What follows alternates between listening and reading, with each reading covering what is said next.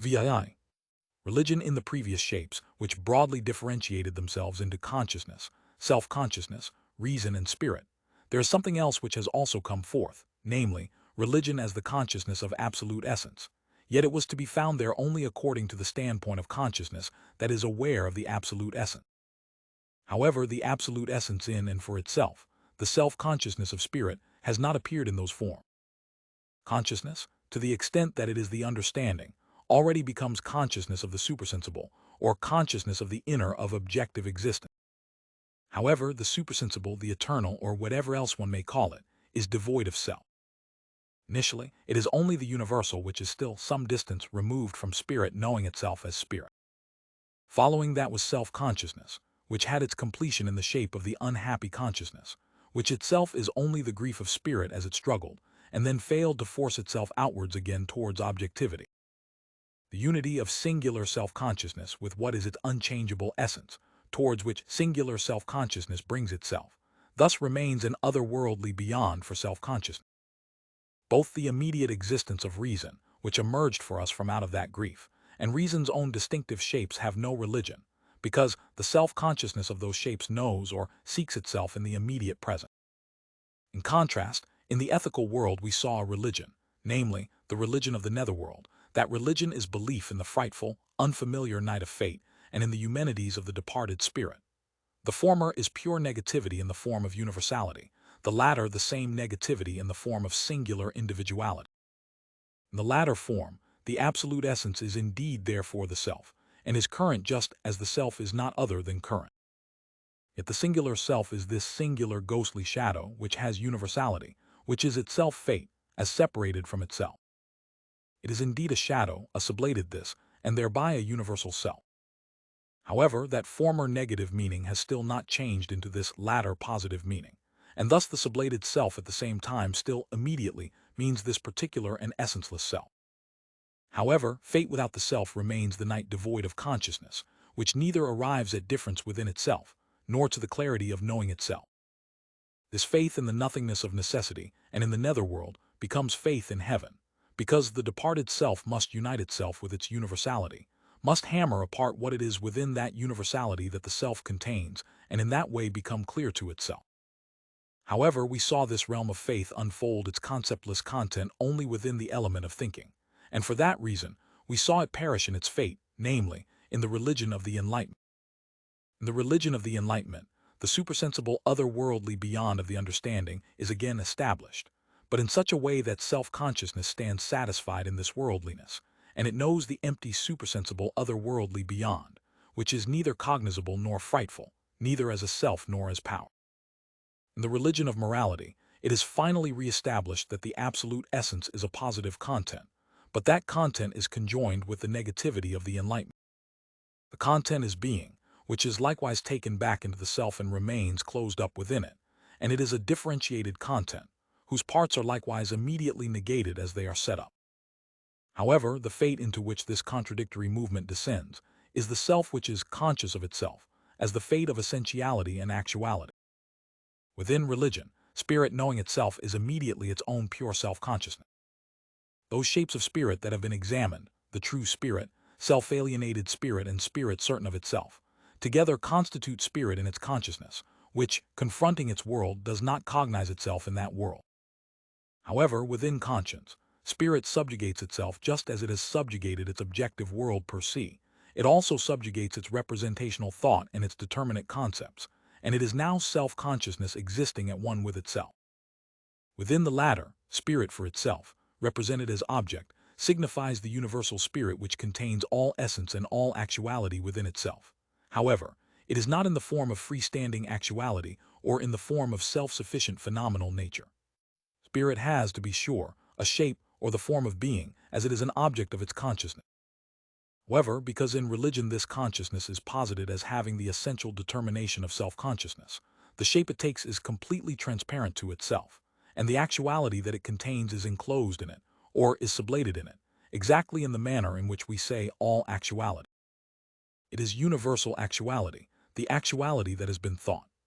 While in religion, the underlying consciousness of spirit's determination does not therefore have the form of freestanding otherness. its existence is distinct from its self-consciousness, and its genuine actuality falls outside of religion. There is, to be sure, one spirit of both, but its consciousness does not embrace both together, and religion appears as one part of existence, as one part of various doings and strivings, whose other part is the life in spirit's actual world. Just as we now know that both spirit in its world and spirit conscious of itself as spirit, or spirit in religion, are the same, so does the consummation of religion therein consist in each of them becoming the same as the other, and not only so that religion occupies itself with spirit's actuality, but conversely, so that that spirit, as spirit conscious of itself to itself, becomes actual and becomes the object of its consciousness. To the extent that spirit in religion thinks of itself representationally, it is indeed consciousness, and the actuality implicit within religion is the shape and the garment of its representation. However, in this kind of representational thought, actuality does not receive its full due, namely, that it is not only a garment, it is also a freestanding self-sufficient existence. Conversely, because actuality lacks consummation within itself, it is a determinate shape that does not attain what it is supposed to exhibit, namely, spirit conscious of itself. For that spirit shape to express spirit itself, the shape would have to be nothing else but spirit itself. Spirit would have had to appear to itself, or would have to be actual in the way spirit is in its essence. Solely as a result, what would have been achieved might seem to demand the very opposite, namely, that the object of its consciousness have at the same time the form of freestanding actuality.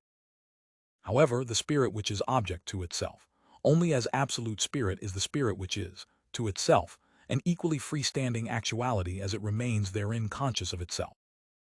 While initially self-consciousness and consciousness proper, religion and spirit in its world, or the existence of spirit, are differentiated.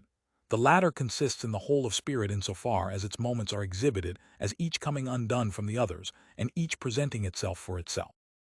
However, the moments are consciousness, self-consciousness, reason and spirit, spirit namely, as immediate spirit which is not yet the consciousness of spirit. Their totality, taken all together, constitutes the worldly, secular existence of spirit per se. Spirit per se contains the previous shapes in the universal determinations, in the moments just cited.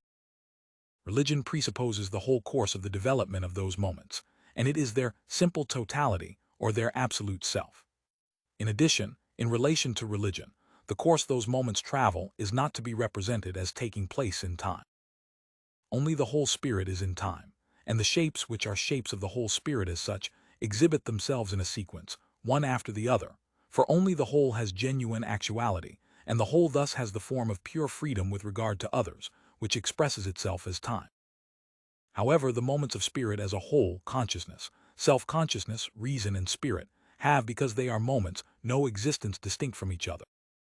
Third, just as spirit was distinguished from its moments, so too is their isolated determination to be distinguished from these moments themselves.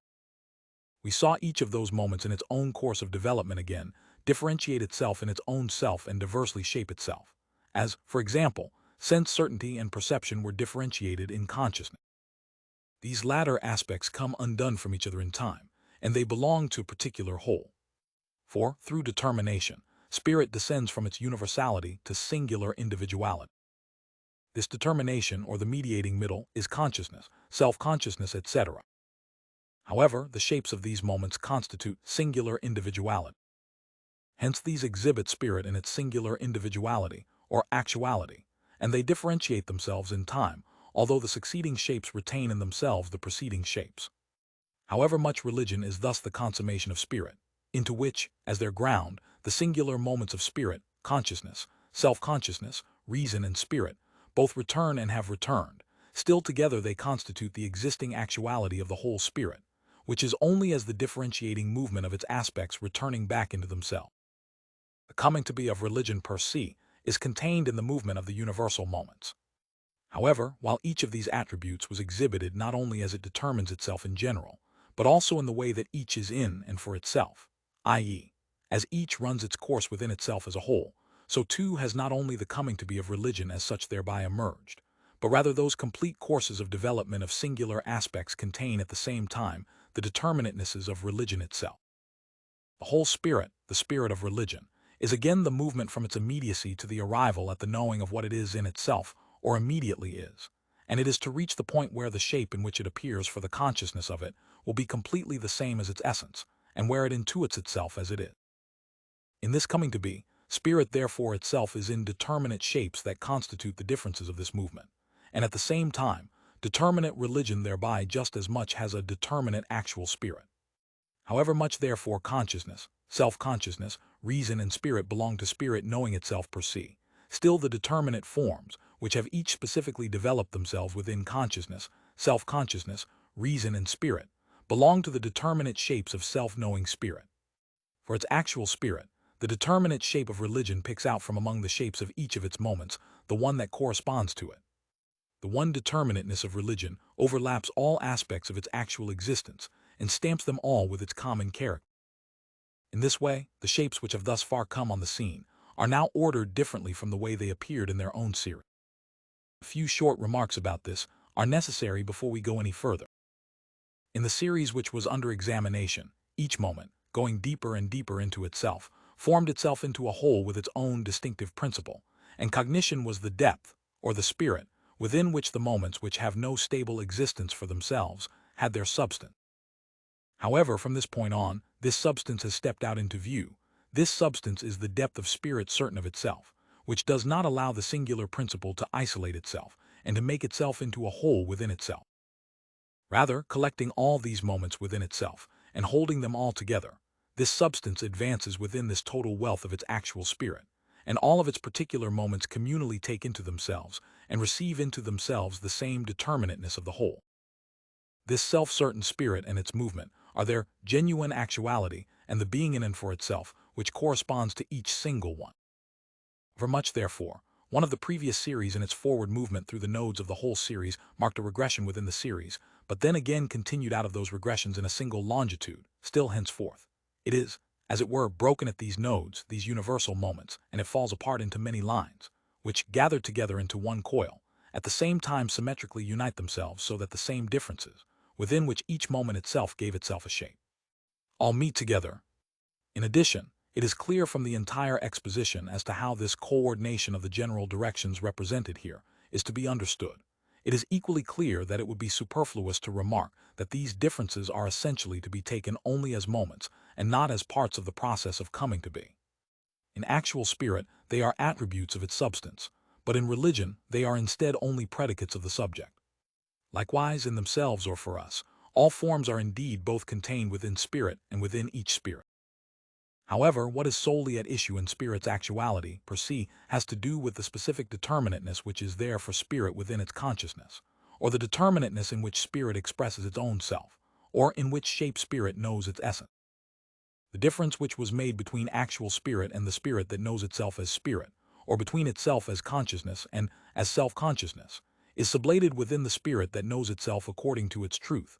Its consciousness and its self-consciousness have counterbalanced each other. However, as religion is here initially immediate, this difference has not yet returned into spirit. It is only the concept of religion which is posited. In the concept, the essence is self-consciousness, which to itself is all truth and which contains all reality within that truth.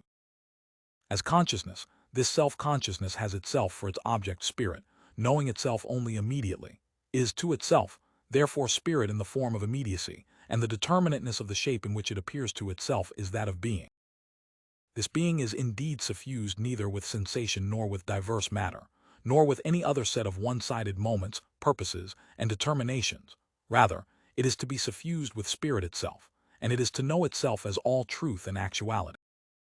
In this way, this suffusing, fulfillment is not the same as its shape, and spirit as essence is not the same as its consciousness.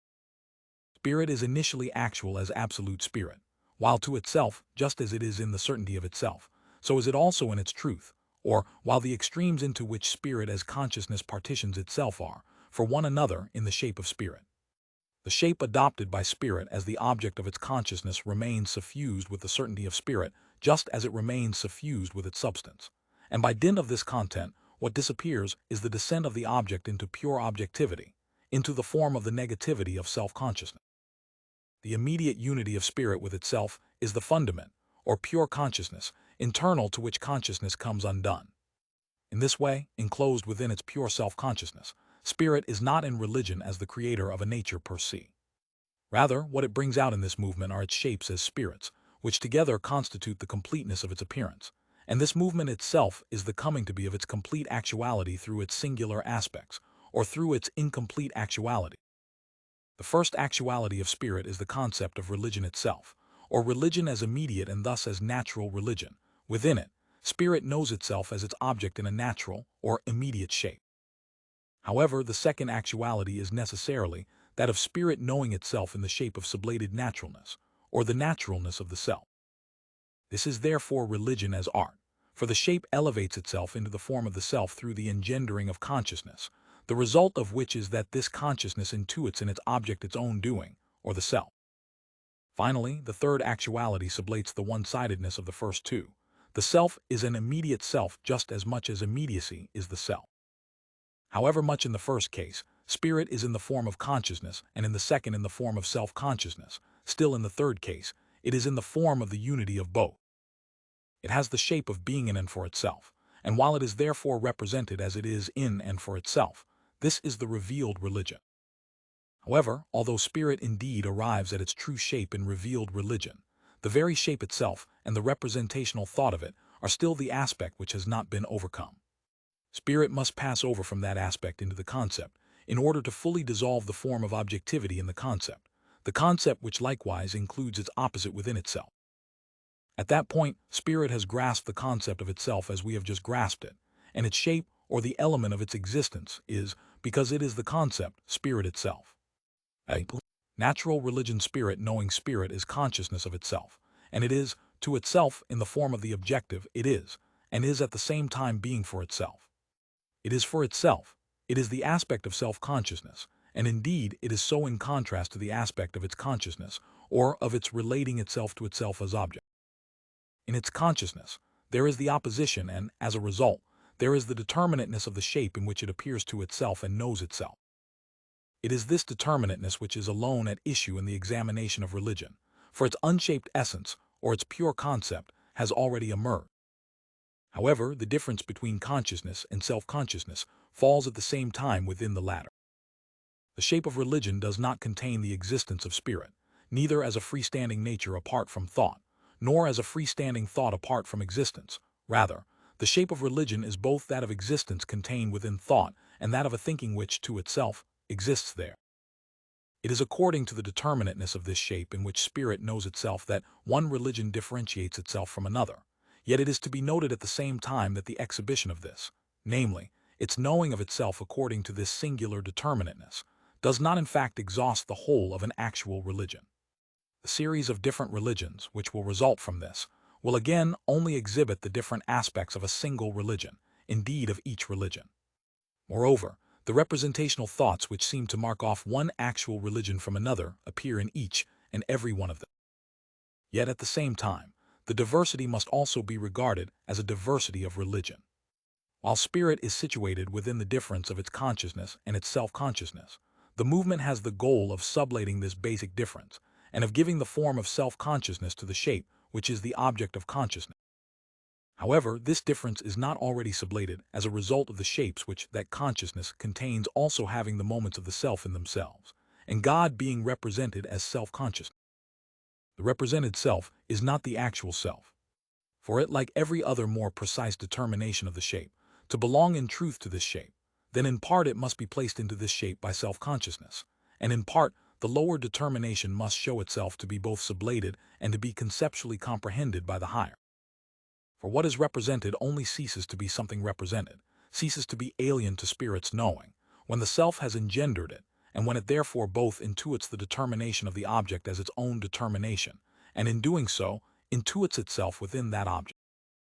At the same time and through this activity, the more ignoble determination has vanished, for the doing is the negative which is carried out at the expense of another.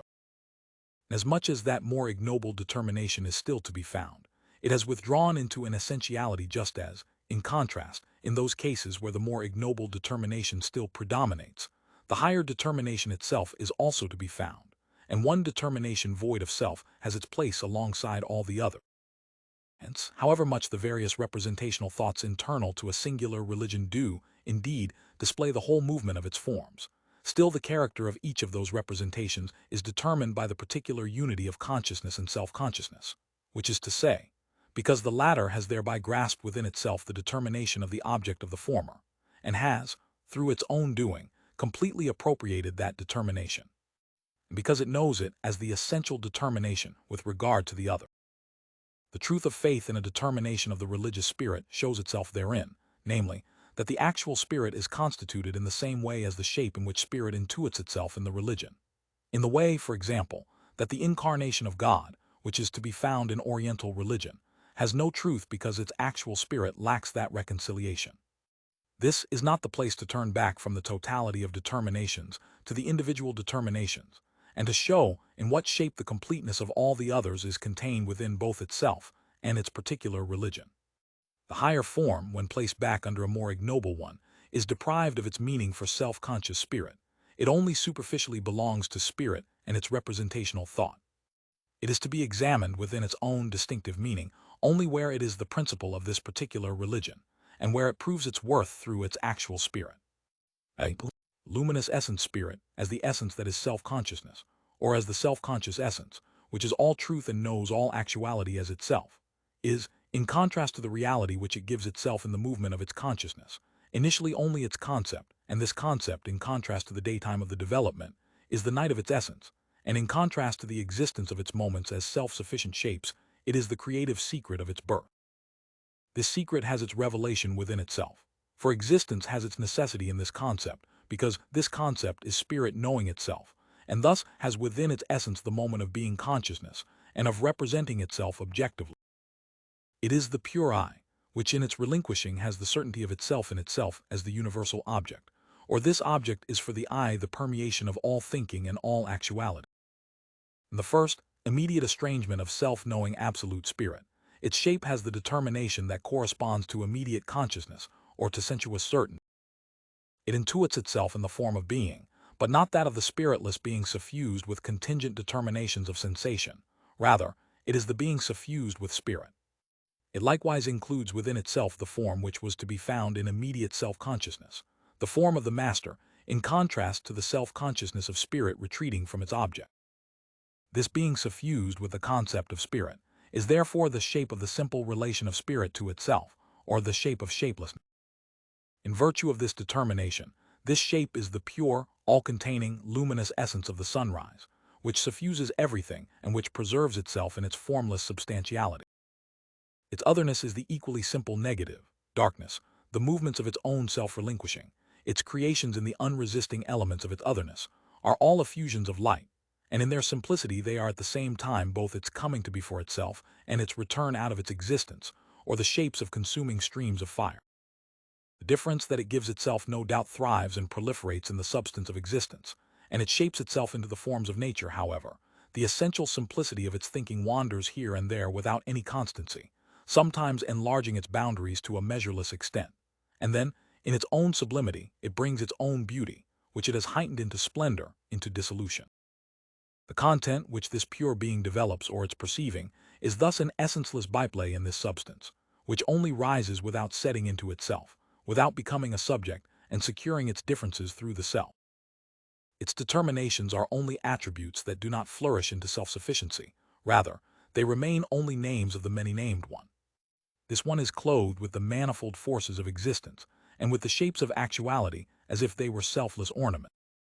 They are only heralds of its power, and they lack any will of their own, any intuitions of its glory, and any voices in its praise. However, this life in revel must determine itself into being for itself, and must give stable existence to its vanishing shape. Immediate being, in which it places itself over and against its consciousness, is itself the negative power that dissolves its differences. It is therefore in truth the self, and spirit therefore passes over into it in order to know itself in the form of the self. Pure light scatters its simplicity as an infinity of forms, and exhibits itself as a sacrifice to being for itself, so that the singular individual may wed himself to the stable existence in its substance. B. Plants and animals' self-conscious spirit, which has taken an inward turn from out of the shapeless essence, or which has elevated its immediacy to that of the self as such, determines its simplicity as a manifoldness of being for itself, and is the religion of spiritual perception, within which it falls apart into an innumerable plurality of weaker and stronger, richer and poorer spirit. This pantheism, which is initially the motionless stable existence of these spiritual atoms, becomes a hostile movement within itself. The innocence of the flower religion, which is only a representation of the self void of any self, passes over into the seriousness of warring life, into the guilt of animal religion. The motionless being and the impotence of intuiting individuality passes over into destructive being for itself. It does not help to have taken the death of abstraction away from the things of perception, and to have elevated them into the essence of spiritual perception. The ensouling of this spiritual realm has that death through the determinateness and the negativity in it, which make it encroach on the innocent indifference of that religion.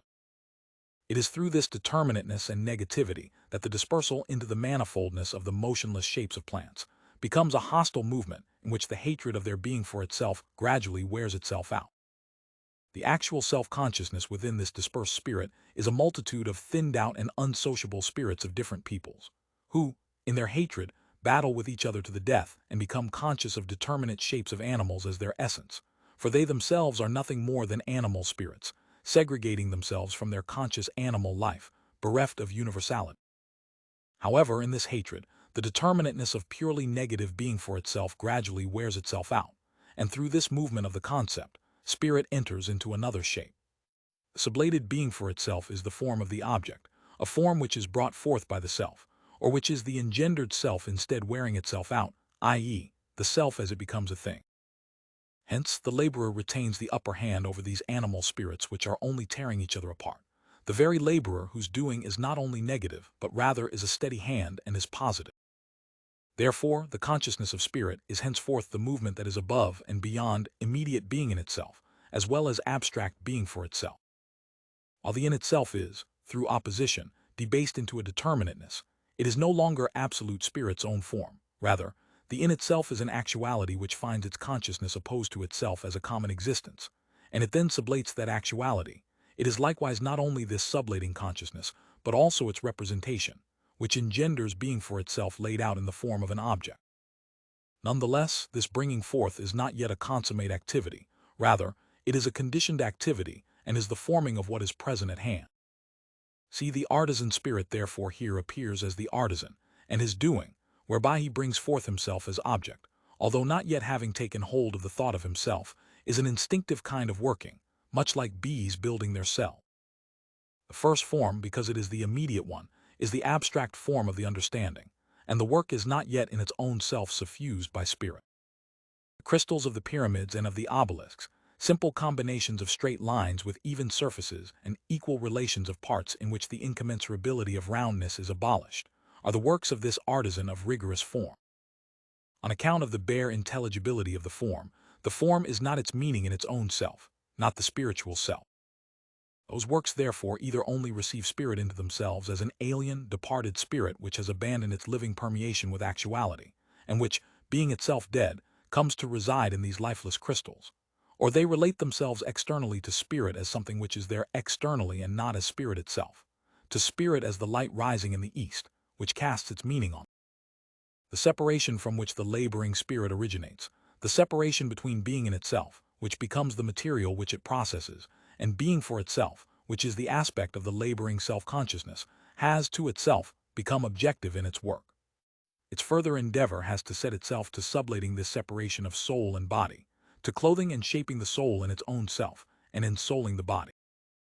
Both aspects, while they are brought closer to each other, thereby retain with regard to each other the determinateness of represented spirit and its enveloping shell. Spirit's oneness with itself contains this opposition of singular individuality and universality.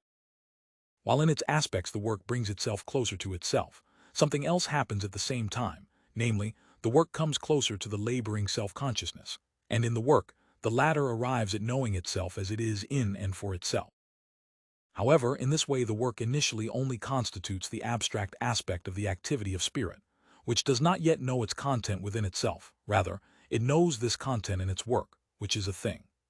The artisan himself, the whole spirit, has not yet appeared. Rather, the artisan is still the inner, hidden essence, which as a whole is present only as broken apart into the active self-consciousness and the object it has brought out. Therefore, the surrounding habitation, or the external reality, which has initially been elevated only to the abstract form of the understanding, is worked up by the artisan into a more ensouled form. The artisan employs plant life for this purpose, which, unlike the way it had been in that previous, powerless pantheism, is itself no longer holy. Instead, it is taken up by the artisan, who grasps himself as the essence existing for itself, as something to be used, and he repositions it back to being an external aspect, an ornament. However, it is not put to such use without alteration. At the same time, the laborer of that self-conscious form destroys the transience of this life, which the immediate existence of this life has in itself, and he brings its organic forms nearer to the more rigorous and universal forms of thought. The organic form, which, if left to itself, thrives in its particularity, is on the one hand subjugated by the form of thought, and on the other hand, the artisan elevates these straight-lined and level shapes into a more ensouled curvature that becomes the root of free architecture.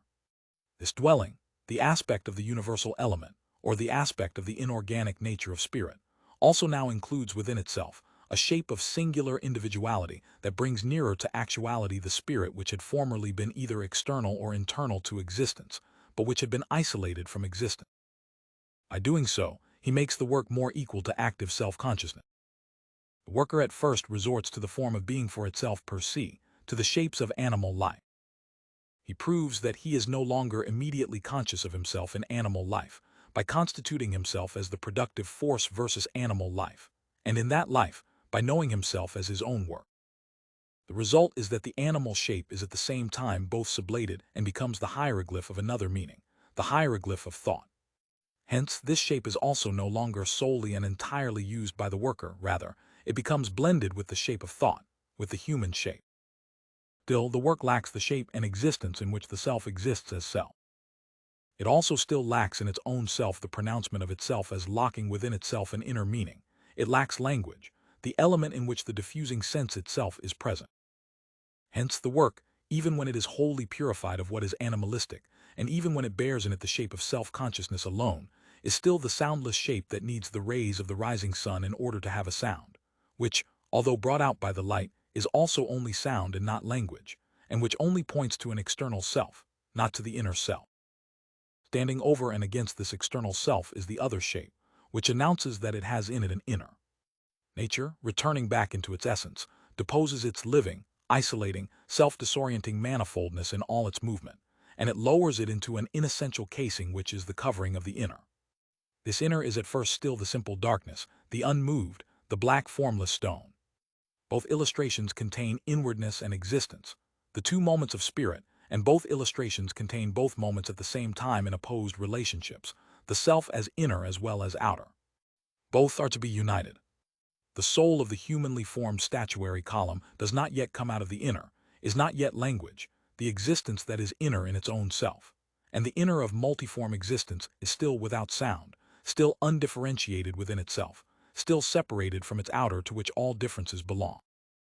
The artisan thus combines both of them in his blending of the natural and self-conscious shapes. These ambiguous essences are riddles to themselves, are the conscious wrestling with the unconscious, the simple inner with the multiply-shaped outer, the darkness of thought paired with the clarity of expression. Now these ambiguous essences burst out into the language of a deeper, but scarcely comprehensible, wisdom. Within this work, instinctual labor ceases, namely, the labor which, in opposition to self-consciousness, brought forth the unconscious work. For within it, the activity of the artisan which constitutes self-consciousness encounters an equally self-conscious, self-expressing inner. Within that activity, the artisan has worked his way up to the estrangement of his consciousness, an estrangement in which spirit encounters spirit. In this unity of self-conscious spirit with itself, to the extent that it is, to spirit, the shape and object of its consciousness, its blending with the unconscious mode of the immediate natural shapes purify themselves. These monstrosities in shape, speech, and deed dissolve into a spiritual shape, into an outer which has taken an inward turn, and into an inner that in itself expresses itself from out of itself, is a thought that begets itself, preserves the shape appropriate to itself, and is itself a lucid existence. Spirit is artist. B. The art-religion spirit has elevated its shape, in which it is for its consciousness, into the form of consciousness itself, and it brings forth such a shape to itself. The artisan has abandoned the synthetic labor, the mixing of the alien forms of thought and the natural, while the shape has won the form of self-conscious activity. He has become a spiritual laborer. If we then ask which spirit is the actual spirit that has its consciousness of its absolute essence in the art religion, it turns out that it is the ethical, or the true spirit. The ethical spirit is not only the universal substance of all singular individuals, rather, while for actual consciousness it has the shape of consciousness. What this amounts to is that, as it itself has individualization, it is known by those singular individuals as their own essence and work. Them, it is neither the luminous essence in whose unity the being for itself of self-consciousness is contained only negatively, only transitorily, and in which self-consciousness intuits the lord and master of its actuality, nor is it the restless way that self-hating peoples consume themselves, nor is it the subjection of those peoples to castes, which together constitute the semblance of the organization of a consummated whole, but for which the universal freedom of individuals is missing. Rather, it is a free people, within whom the ethos constitutes the substance of each individual, a substance whose actuality and existence each and every singular individual knows to be his own will and deed. However, the religion of ethical spirit is its elevation above its actuality. It is the return from its truth into the pure knowing of itself. While an ethical people lives in immediate unity with its substance, and does not have the principle of the pure singular individuality of self-consciousness in themselves, their religion initially comes on the scene in its consummation, in its divorce from its stable existence. This is so because the actuality of the ethical substance rests in part on its motionless unchangeableness, as opposed to the absolute movement of self-consciousness. And it is thus based on this self-consciousness, not yet having taken the inward turn from out of its motionless ethos, and its firm trust in that ethos. In part, that actuality rests on its organization into a plurality of rights and duties, as well as the actuality being distributed into the mass of the estates and various particular doings, all of which collaborate to form the whole. Hence it rests on the singular individual's contentedness with the limitation of his existence, and with his not yet having grasped the unbounded thought of his free self. However, that immediate motionless trust in the substance recedes back into self-trust and self-certainty, and the diversity of rights and duties, as well as the bounded act, is the same dialectical movement of the ethical as it is of the plurality of things and their determinations, a movement which only finds its rest and cohesion in the simplicity of spirit certain of itself. The consummation of ethical life in free self-consciousness and the fate of the ethical world is therefore the individuality that has taken the inward turn, the absolute levity of ethical spirit which has dissolved within itself all of the fixed differences of its stable existence and the social estates of its own organic structure, and now possessed of self-certainty, has arrived at a boundless joyfulness and the freest enjoyment of itself. This simple certainty of spirit within itself has a double meaning, that of motionless stable existence and solid truth, as well as that of absolute unrest and the passing of ethical life. However, it turns around into the latter, for the truth of ethical spirit is only this substantial essence and trust, within which the self does not know itself as free singular individuality, and which thus in this inwardness, or within the self's coming to be free, meets its downfall. While its trust is therefore broken, and while the substance of the people is therefore shattered, spirit, which was the mediating middle of the two unstably existing extremes, henceforth stands out as the extreme of self-consciousness grasping itself as essence. This is spirit certain within itself, which mourns over the loss of its world, and now from out of the purity of the self engenders its own essence, elevated above actuality. In such epochs, absolute art comes on the scene. Prior to this, art is instinctual labor, which, immersed in existence, works itself both out of it and into it. It does not have its substance in a free ethical life, and thus the laboring self also does not have free spiritual activity. Later, spirit goes beyond art in order to gain a higher portrayal of itself, namely, not only that of the substance born from the self, but to be this self as an object in its presentation. It is not only to give birth to itself from its concept, it is to have its concept as its shape, so that the concept and the created work of art mutually know each other as one and the same. While ethical substance has thus withdrawn from its existence into its pure self-consciousness, this withdrawal is the aspect of the concept, or the activity with which spirit engenders itself as object. This aspect is pure form because the singular individual in ethical obedience and service has thereby worked off every non-conscious existence and every fixed determination, just as the substance itself has become this fluid essence. This form is the night in which substance was betrayed, and when it made itself into a subject. It is from out of this night of pure certainty of itself that the ethical spirit is resurrected as a shape freed from nature and its immediate existence. The existence of the pure concept into which spirit has fled from its body is an individual that spirit elects to be the vessel for its anguish. Spirit is in this individual as his universal, and as his power from which he suffers violence, as his pathos, thanks to which his self-consciousness lost its freedom. However, that positive power of universality is subjugated by the pure self of the individual as the negative power. This pure activity, aware of its captive force, wrestles with the shapeless essence. Becoming its master, this negative activity has turned its pathos into its own material and has given itself its content, and this unity emerges as a work, as the universal spirit both individualized and represented. The abstract work of art. The first work of art exists as immediate, abstract, and singular. For its own part, it has to move itself from this immediate and objective mode into the contrary mode of self-consciousness, just as, on the other hand, self-consciousness, which is for itself in the cult, aims at sublating the difference which it initially gives itself contrary to its own spirit, and it thereby engenders a work of art enlivening itself in its own self. The first manner in which the artistic spirit keeps its shape, and its active consciousness at furthest remove from each other, is the immediate shape, so that the shape is there as a thing as such. In itself, the shape falls apart into the difference between singular individuality, which has the shape of the self in it, and universality, which, with reference to the shape, exhibits the inorganic essence as its environs and dwelling.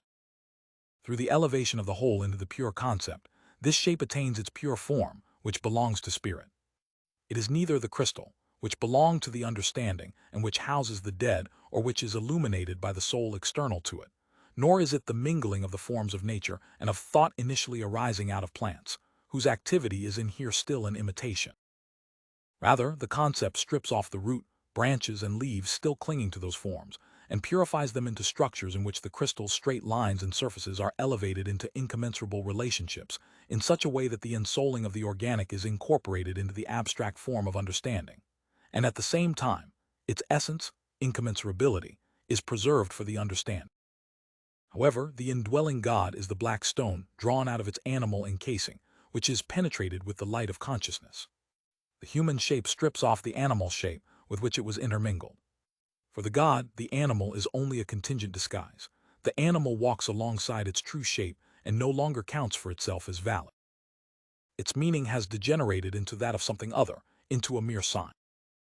As a result, the shape of the God in its own self strips off even the neediness of the natural conditions of animal existence, and it hints at those internal preparations of organic life which are merged into its surface, and which belong only to this surface.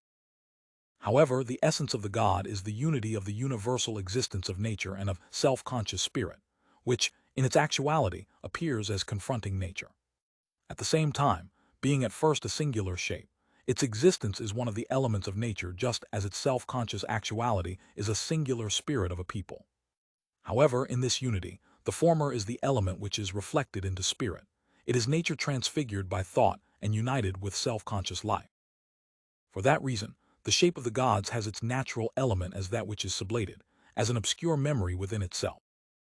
The desolated essence and convoluted strife among the freestanding, existing elements, the unethical realm of the Titans, is conquered and banished to the fringes of the actuality that has become clear to itself, to the muddy boundaries of the becalmed world which is to be found in spirit. These ancient gods, in which the luminous essence mates with the darkness and particularizes itself initially as heaven, earth, the ocean, the sun, the blind typhonic fire of the earth, etc., are replaced with shapes which in themselves only have the dark reminiscent echo of those earlier Titans, and which are no longer natural beings, but rather the clear ethical spirits of self-conscious people. This simple shape has thus eliminated in itself the unrest of infinite isolation, the unrest of its own as well as that of the element of nature, which only conducts itself necessarily as the universal essence, but which in its existence and in its movement conducts itself contingently. It is also the unrest of a people, which, dispersed into the doings belonging to particular social estates and into individual points of self-consciousness, has an existence composed of manifold meanings and doings, and has gathered itself up into a motionless individuality. Hence, the moment of unrest stands over and against this individuality, the essence over and against self-consciousness, which, as the birthplace of that unrest, reserves nothing for itself other than to be pure activity. The artist gave entirely to his works what belonged to the substance, but in his own works he gave no actuality to himself as a determinate individuality. He could as a result only confer perfection on the work by relinquishing himself of his particularity, disembodying himself, and rising to the abstraction of a pure doing. In this first immediate creation, the work and his self-conscious activity that were separated have not yet been reunified. The work is thus not what is actually ensouled. Rather, it is a whole only in combination with its coming to be. What is common to works of art, namely, that a work of art is created in consciousness and is made by human hands, is the moment of the concept existing as concept, which stands over and against the work. And if this concept, taken as the artist or the spectator, is unselfish enough to declare the work of art to be in its own self absolutely ensouled, and if he forgets himself doing or viewing the work, then in opposition to this, the concept of spirit must be firmly kept in our grasp. It is the concept which cannot dispense with the moment of being conscious of itself.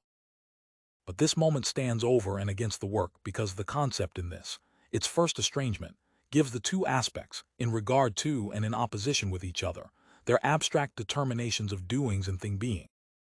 Their return into the unity from which they originated has not yet come about. In his work, the artist therefore experiences that he has brought forth no essence equal to himself. Be sure, there is a consciousness which comes back to him from his work, in the sense that an admiring multitude honors it as the spirit which is their essence. However, this ensouling, as it only returns his self-consciousness to him as admiration, is really a confession to the artist that the ensouled work is not equal to him. While his work comes back to him in general as enthusiasm, he does not therein find the ache of his own cultural formation and creation, the strenuousness of his work. The multitude may also still render judgment on the work, or they may bring it offerings, or, in whatever way they can, endow it with their own consciousness. If they, in their acquaintance with the work, place themselves above it, then the artist knows how much greater his deed is than their understanding and talk. If they place themselves beneath it and recognize in it an essence which dominates them, he knows himself as the master craftsman of that essence. The work of art thus demands another element of its existence.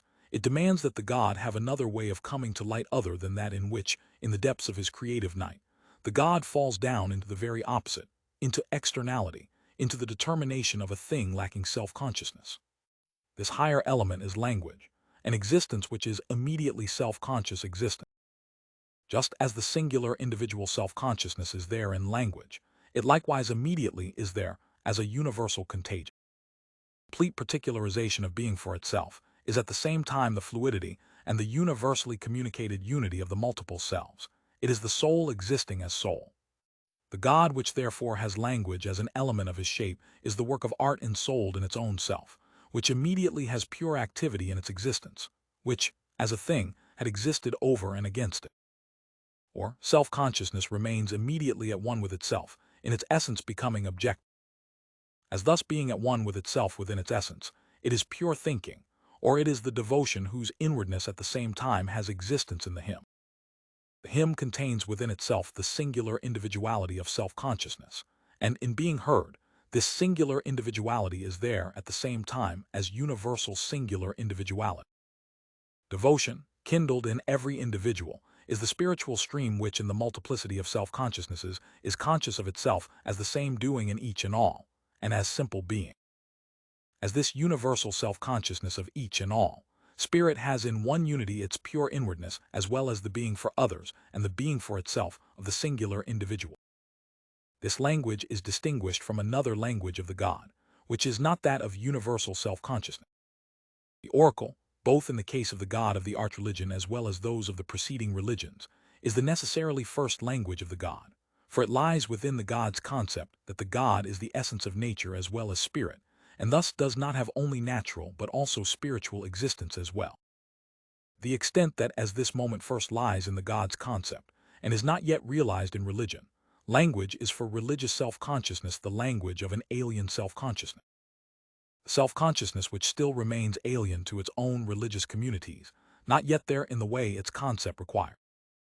The self is the simple and, as a result, utterly universal being for itself, but that self, which is separated from the self-consciousness of the religious community, is only at first a singular individual self. The content of this, its own singular language, results from the universal determinateness within which absolute spirit as such is posited in its religion. The universal spirit of the sunrise, which does not yet have its existence particularized, pronounces the essence in the equally simple and universal propositions, whose substantial content is sublime in its simple truth, but which, on account of this universality, appears at the same time trivial to the self-consciousness which is pressing further in its cultural formation. Further cultured self, which raises itself to being for itself, stands above the pure pathos of substance, is the master craftsman above the objectivity of the rising sun of the luminous essence, and knows that simplicity of truth, as existing in itself, which does not possess the form of contingent existence through an alien language, but instead is as the sure and unwritten law of the gods, a law which lives eternally, and of which nobody knows whence it came. Just as the universal truth revealed by the luminous essence has here returned into the inner, or the lower, and it has thereby been absolved from the form of contingent appearance, so in contrast in the arch-religion, because the shape of the God has assumed consciousness, and therewith singular individuality per se, the God's own language, which is the spirit of an ethical people, is the oracle, who knows the particular affairs of the people, and who makes known to them what is useful for those affairs. However, the universal truths, because they are known as existing in themselves, vindicate knowingly thinking, and the language of the universal truths is no longer alien but is its very own. Just as that wise man of antiquity searched within his own thinking for what was supposed to be good and beautiful, but then left it to his demon to know about the petty contingent content of what he wanted to know. For example, whether it was good for him to keep company with this or that person, or good for one of his acquaintances to go on a journey, and other such insignificant things. So too, the universal consciousness takes its knowing about the contingent from birds or trees or the fermenting earth, whose vapor takes away from self-consciousness all its level-headedness. For what is contingent is the impulsive, the alien and ethical consciousness, thus also lets itself, for example, with a roll of the dice, determine itself in an impulsive and alien manner concerning these things. However much the singular individual through his intellect determines himself, and however much he selects what is advantageous for him through deliberation, still it is the determinateness of his particular character which is the ground of this self-determination. This determinateness is itself contingent, and that knowing supplied by his intellect about what is advantageous for the singular individual is therefore precisely the same kind of knowing as that gained from the oracle or the casting of lot. The only difference is that the person who queries the oracle or who casts lots thereby expresses the ethical disposition of indifference towards the contingent, whereas, in contrast, the former person treats what is in itself contingent as an essential interest of his thinking and knowing. However, what is higher than both is to make deliberation into the oracle itself for a contingent doing. It is also to know that this deliberate action itself is contingent on account of its relation to the particular, and to what is advantageousness. The true self-conscious existence, which is spirit in the language that is not that of an alien and thus accidental, non-universal self-consciousness, is itself the work of art which we previously saw. The work of art stands in contrast to the thing-like character of the statuary column. Just as the statuary column is motionless existence, language is disappearing existence. Just as with the statuary column, objectivity is set free and lacks its own immediate self. By contrast, in language, objectivity remains too much embedded into the self, reaches too meager a shape, and like time, it is, as it is there, no longer immediately there. The movement of both sides constitutes the cult. In that movement, the divine shape which moved in the purely sentient elements of self-consciousness, and the divine shape which was motionless in the elements of thinghood, have each mutually abandoned their distinctive determination, and the unity, which is the concept of their essence, comes into existence. In the cult, the self gives itself the consciousness of the divine essence descending from out of its otherworldliness towards it, and this divine essence, which previously was not actual and is only objective, as a result receives the genuine actuality of self-consciousness. This concept of the cult is in itself already contained, and is present in the flow of the hymnal song. This hymnal devotion is the immediate and pure satisfaction of the self through itself, and within itself. It is the purified soul, which, in this purity, is immediately only essence and is at one with the essence. On account of its abstraction, the soul is not consciousness distinguishing its object from itself. It is thus only the night of its existence and the site prepared for its shape. The abstract cult consequently elevates the self up to the point where it is to be this pure divine element. The soul consciously completes this purification. Nonetheless, the soul is not yet the self that has descended into its depths and knows itself to be evil. Rather, it is an existent self, a soul that cleanses its externality by washing it, which dons white clothing, and whose inwardness passes through the imagined path of labor, punishment, and reward, or through the very path itself of cultural formation which empties itself of its particularity, the very path by which it arrives at the dwellings and the community of the blessed. This cult is only at first a secret completion, i.e., is only a represented completion and not an actual one. It must be actual action, for a non-actual action is self-contradictory. Authentic consciousness elevates itself, as a result, into its pure self-consciousness. Essence has within itself the significance of a free object, and through the actual cult, the object reverts back into the self. And to the extent that the object has in pure consciousness the significance of the pure essence dwelling in an otherworldly realm beyond actuality, this essence descends through this mediation from its universality into singular individuality, and it thus merges itself with actuality. How both sides enter into action is determined in the following way. For the self-conscious aspect, to the extent that it is actual consciousness, the essence exhibits itself as actual nature. On the one hand, nature belongs to the essence as its possession and property, and it counts as existence not existing in itself. On the other hand, nature is essence's own immediate actuality and singular individuality, which essence just as well regards as non-essence and as sublated. At the same time, for its pure consciousness, that external nature signifies the opposite, namely, the essence existing in itself, with regard to which the self sacrifices its inessentiality just as, conversely, the inessential aspect of nature sacrifices itself. As a result, the action is a spiritual movement because it is this double-sidedness. That is, it is to sublate the abstraction of essence just as devotion determines the object, and it is the actual just as it is the actor who determines the object and himself, raising both up to and into universality. The action of the cult itself thus begins with the pure sacrificial dedication of a possession, which the owner, without any apparent advantage to himself, pours out or lets rise up in smoke. Standing before the essence of his pure consciousness, he thereby renounces all possession and right of property and consumption, renounces personality and the reversion of his doing into his self, and instead reflects the action off into the universal, or into the essence, rather than into himself. But conversely, the existing essence equally perishes therein. The animal offered up is the sign of a god. The fruits consumed are the living series and Bacchus themselves. In the former, the powers of the higher law, which have blood and actual life, die, but in the latter, what perishes are the powers of the lower law, which bloodlessly are in possession of the secret cunning power.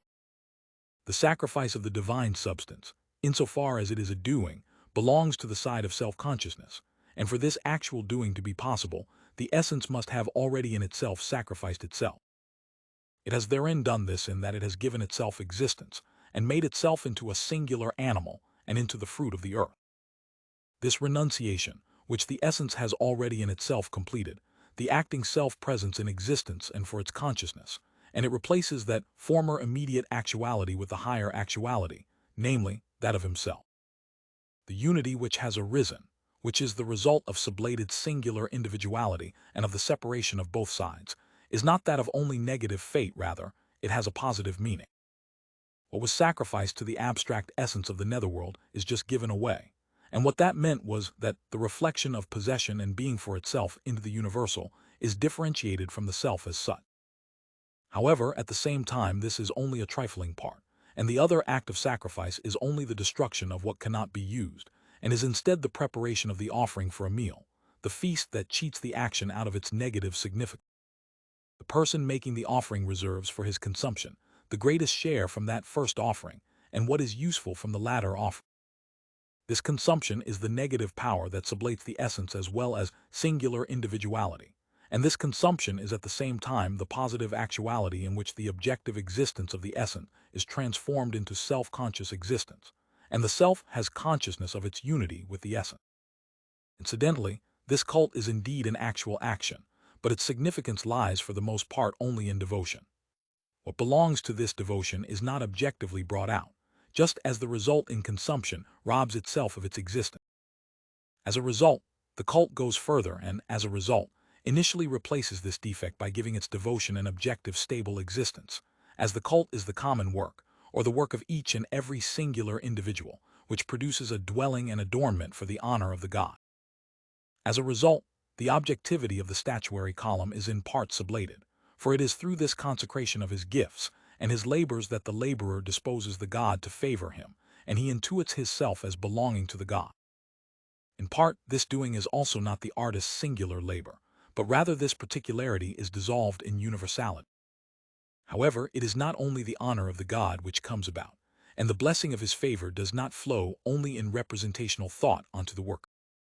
Rather, the meaning of the work is also the converse of the first meaning, which was that of self-relinquishing and of the honor rendered to that which is alien. The dwellings and halls of the god are for the use of man. The treasures preserved there are his own in times of need. The honor that the god enjoys in his ornamentation is the honor of a magnanimous people rich in the arts. At the festivals, the people equally adorn both their own dwellings and garments as well as their own accomplishments with graceful items. In this manner, they receive from a grateful God a reciprocation for their gifts, and they receive the proofs of his favor, in which the people bound themselves to the God through their labors, not in the hope and then in a belated actuality, but rather in attestation of the God's honor, and in the offering of gifts, the people immediately have the enjoyment of their own wealth and finery. B. The living work of art, the people who approach their God in the cult of the arch-religion, are an ethical people, who know their state and its actions as the will and accomplishment of their own self. This spirit confronting this self-conscious people is thus not the luminous essence, which, being selfless, does not contain the certainty of the singular individual within itself, but is instead only their universal essence and the dominating power in which they disappear. What the religious cult of this simple shapeless essence therefore gives back to those who belong to it is generally only that they are the people of their God. The cult secures for them only their stable existence and their simple substance as such, but not their actual self, which is instead repudiated, for they revere their God as empty depth but not as spirit. However, the cult of the arch-religion does without that former abstract simplicity of essence, and it thus also does without its depth. But the essence which is immediately at one with the self is in itself spirit and the knowing truth, although not yet the known truth, or the truth knowing itself in its own depth. Because here the essence thus has the self in it, its appearance is friendly towards consciousness, and in the cult, this consciousness receives not only the universal authorization of its stable existence, but also its self-conscious existence in the cult, just as, conversely, the essence does not have the selfless actuality in an outcast people whose substance is only recognized, having only selfless actuality, but rather, it has actuality within the people whose self is recognized in its substance. Satisfied in its essence, self-consciousness thus leaves the cult, and the God takes up residence in self-consciousness as its site. This site is for itself the night of substance, or its pure individuality, but is no longer the tension-filled individuality of the artist, which has not yet reconciled itself with its essence, which itself is objectively coming to be. Rather, it is the satisfied night which has its pathos in itself, free of need, because it has returned from out of intuition, from out of the sublated objectivity. This pathos is for itself the essence of the sunrise, but which has henceforth within itself turned inward and become the sunset. Self-consciousness and thereby existence and actuality has its sunset, its downfall in its own self. Here it has run its course through the movement of its actualization, depreciating itself from its pure essentiality into an objective force of nature and into the expressions of this force. It is an existence for the other, for the self by which it is consumed. The silent essence of selfless nature attains in its fruits the level where it, nature, in preparing itself and in being digested, offers itself up to self-like life. It is in its utility, or in its being able to serve as food and drink, that it attains its highest perfection. This is so because in that kind of utility, it has the possibility of a higher existence, and it comes into contact with spiritual existence. In its metamorphosis, the spirit of the earth has in part developed into a silently powerful substance, and in part into spiritual ferment. There it flourishes as the feminine principle of nurturance, and here as the masculine principle of the self-impelling force of self-conscious existence. In this consumption, that sunrise of the luminous essence is disclosed for what it is. It is the mystery of such consumption. This is so because the mystical is neither the concealment of a secret, nor is it ignorant. Rather, it consists in the self knowing itself to be at one with the essence, and the essence therefore being revealed. Only the self is revealed to itself, or what is revealed only in the immediate certainty of itself. However, it is in such certainty that the simple essence was posited by the cult. As a useful thing, it not only has existence that is seen, felt, smelt, and tasted, It is also the object of desire, and by actually being consumed, it becomes one with the self, and as a result is completely given over to this self and revealed to it. That which is said to be obvious to reason or to the heart is in fact still secret, for it still lacks the actual certainty of immediate existence, as well as the certainty regarding what is objective and the certainty of consumption, which in religion is not only an unthinkingly immediate certainty, but rather at the same time is the certainty of the self which knows itself purely. Through the cult, what has hereby been revealed to self-conscious spirit within itself is the simple essence, as the movement in part of the essences departing from its nocturnal concealment upward into consciousness, in part to be its silently nurturing substance, in part as the movement of its likewise disappearing again into the night of the netherworld, into the self, and that of lingering above that netherworld only with silent maternal yearning. However, the radiant impulse is the multiply named luminous essence of the sunrise and its reveling life, which, having equally been drained of its abstract being, has at first entered into the objective existence of the fruits of the earth, and then, surrendering itself to self-consciousness, has arrived at its genuine actuality. It now roams about as a throng of madly rapturous women, the unrestrained revel of nature in a self-conscious shape. But what has been betrayed to consciousness is still only absolute spirit, the spirit of this simple essence and not the spirit in its own self as spirit, or what has been betrayed is only immediate spirit, the spirit of nature. Its self-conscious life is thus only the mystery of bread and wine, of Ceres and Bacchus, not that of the other genuinely higher gods, whose individuality encompasses within itself self-consciousness as such as an essential moment. Spirit as self-conscious spirit has not yet sacrificed itself to it, and the mystery of bread and wine is not yet the mystery of flesh and blood. This unstable revel of the gods must bring itself to rest as an object, and the enthusiasm that did not make it to consciousness must produce a work that confronts it, just as the statuary column previously confronted the enthusiasm of the artist, a work which was indeed perfected, however, not as a lifeless self in its own self, but rather as a living self.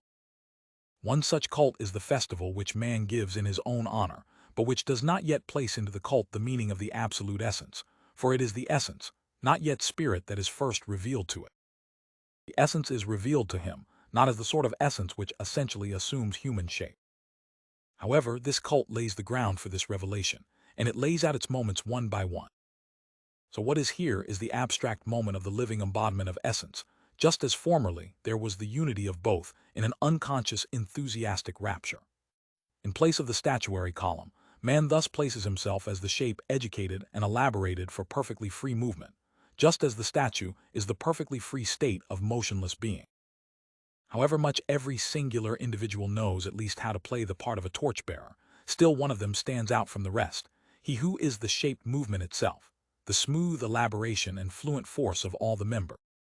He is an ensouled, living work of art, who pairs his beauty with strength, and to whom, as the prize for his power, is accorded the adornment with which the statuary column was honored. Moreover, instead of the honor due to the gods set in stone, he is accorded the honor of being among his people the highest bodily representation of their essence. In the two portrayals that have just come before us, the unity of self-consciousness and spiritual essence are both present. What is still lacking in them is any equilibrium. In Bacchanalian enthusiasm, the self is external to itself, but in beautiful embodiment, it is the spiritual essence. That former dullness of consciousness together with its furious stammering must be incorporated into the clear existence of the latter embodiment, and the spiritless clarity of the latter embodiment must be incorporated into the inwardness of the former Bacchanalian enthusiasm. The completed element within which inwardness is external just as externality is likewise inward is, again, language. However, it is neither the language of the oracle, which is entirely contingent and singular in its content, nor is it the hymn of feeling sung only in praise of a singular god, nor is it the contentless stammer of the Bacchanalian frenzy. Rather, it has attained its clear and universal content. It has attained its clear content, for the artist has worked himself out of his initial, entirely substantial enthusiasm into a definite shape, into his own existence which is permeated and given over in all its emotional stirrings by the self-conscious soul.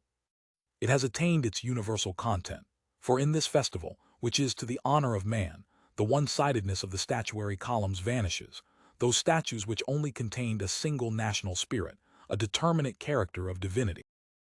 The beautiful fencer is indeed the honor of his particular people, but he is an embodied singular individual in which the comprehensiveness and seriousness of meaning, along with the inner character of the spirit which underlies the particular life, interests, needs, and mores of his people, has met its downfall.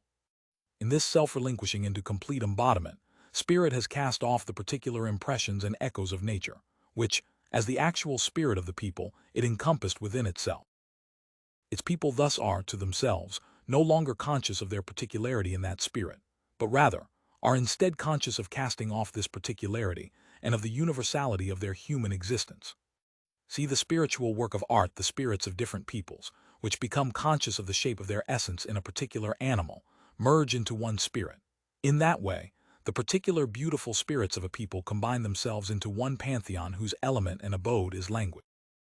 The pure intuition of itself as universal humanity in the actuality of the spirit of a people has the form that it combines itself with other spirits of a people, with whom it constitutes through nature one nation, combining into a common undertaking. And for this work, it fashions an entire people and thereby an entire heaven. This universality which spirit arrives at in its existence is, though, only this first universality which initially originates from the individuality of ethical life, not yet having overcome its immediacy, not having fashioned one state out of these separate tribes.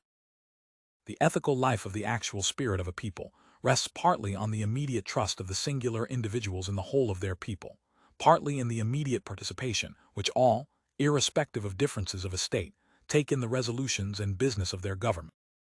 Within the Union, initially not that of a lasting order, but rather only for a common action, that freedom of participation of each and all is temporarily set aside.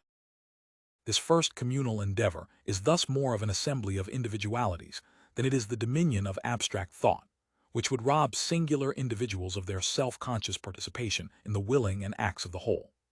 The assembly of the spirits of different peoples constitutes a circle of shapes, which now deals with the whole of nature as well as with the whole ethical world. They too are under the supreme command of one of them, rather than under his sovereign rule. For themselves, they are the universal substances of what the self-conscious essence is in itself and what it does. This, however, constitutes both the force and, at least initially, the focal point for the sake of which those universal essences endeavor, and which initially seems to link their dealings only in an accidental fashion. However, the return of the divine essence into self-consciousness already contains the ground which fashions the focal point for those divine forces.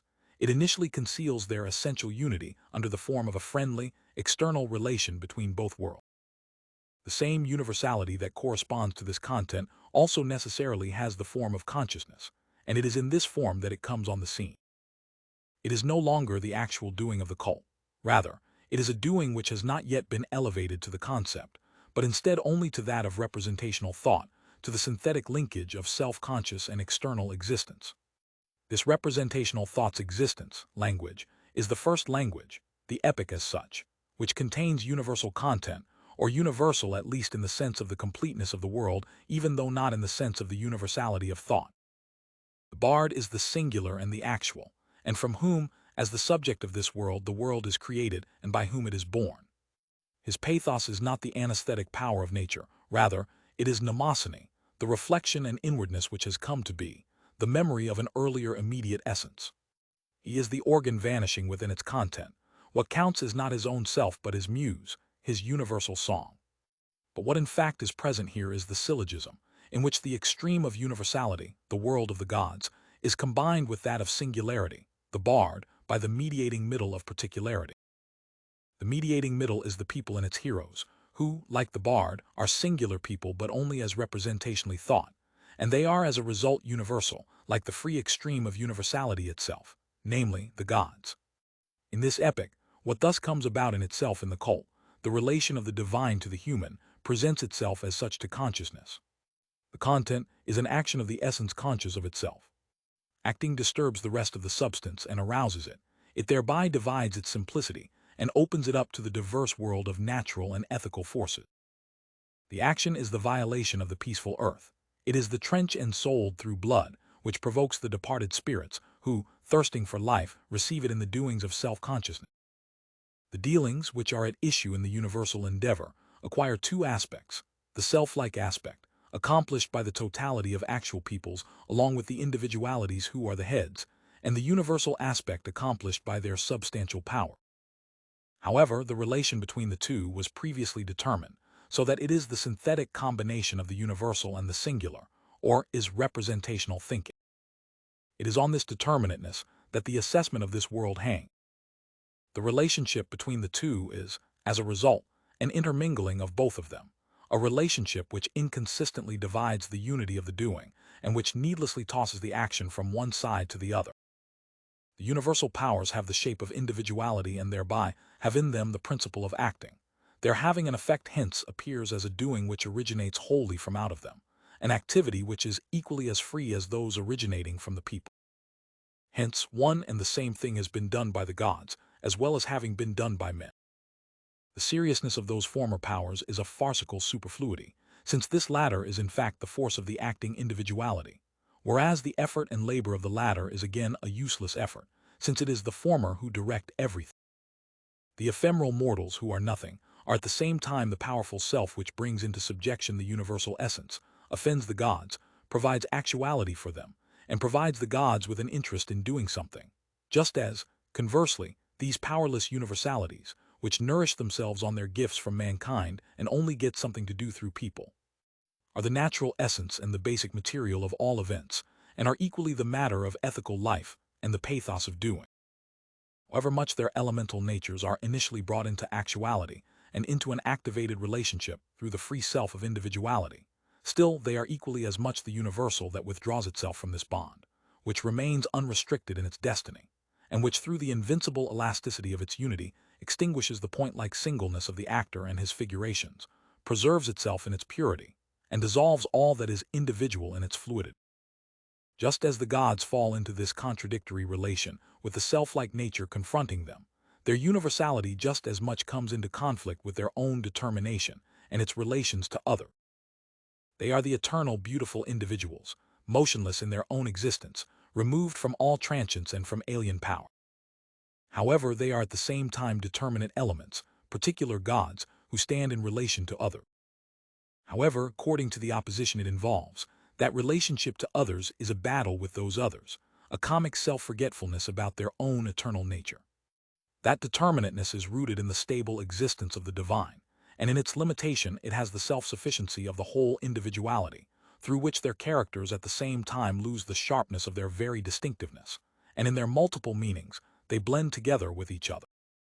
One purpose of activity and their activity itself, since their activities are directed against another and, as a result, against an unconquerable divine force, is a contingent and empty bravado, which itself likewise dissipates into nothing and transforms the apparent seriousness of action into a harmless, self-assured game without result and with no success. However much in the nature of their divinity, the negative, or determinateness, only appears as the inconsistency of their activity, and as the contradiction between purpose and success, and however much that former self-sufficient self-assurance outweighs that determinateness, as a result the pure force of the negative confronts them as their final power, namely, as that against which they are without recourse. They are the universal and the positive with regard to the singular self of mortals, which cannot hold out against their power. But for that reason, the universal self, as the conceptless void of necessity, hovers over them and over this whole world of representational thought to which the entire content belongs, an event to which they relate selflessly and in sorrow, for these determinate natures are not to be found within this purity. However, this necessity is the unity of the concept, which subjugates the contradictory substantiality of the singular moments. It is that in which the inconsistency and contingency of their acts is brought into order, and the game which is made up of their actions receives its seriousness and value in the actions themselves. The content of the world of representational thought plays its game unbound, and on its own within the mediating middle of its movement.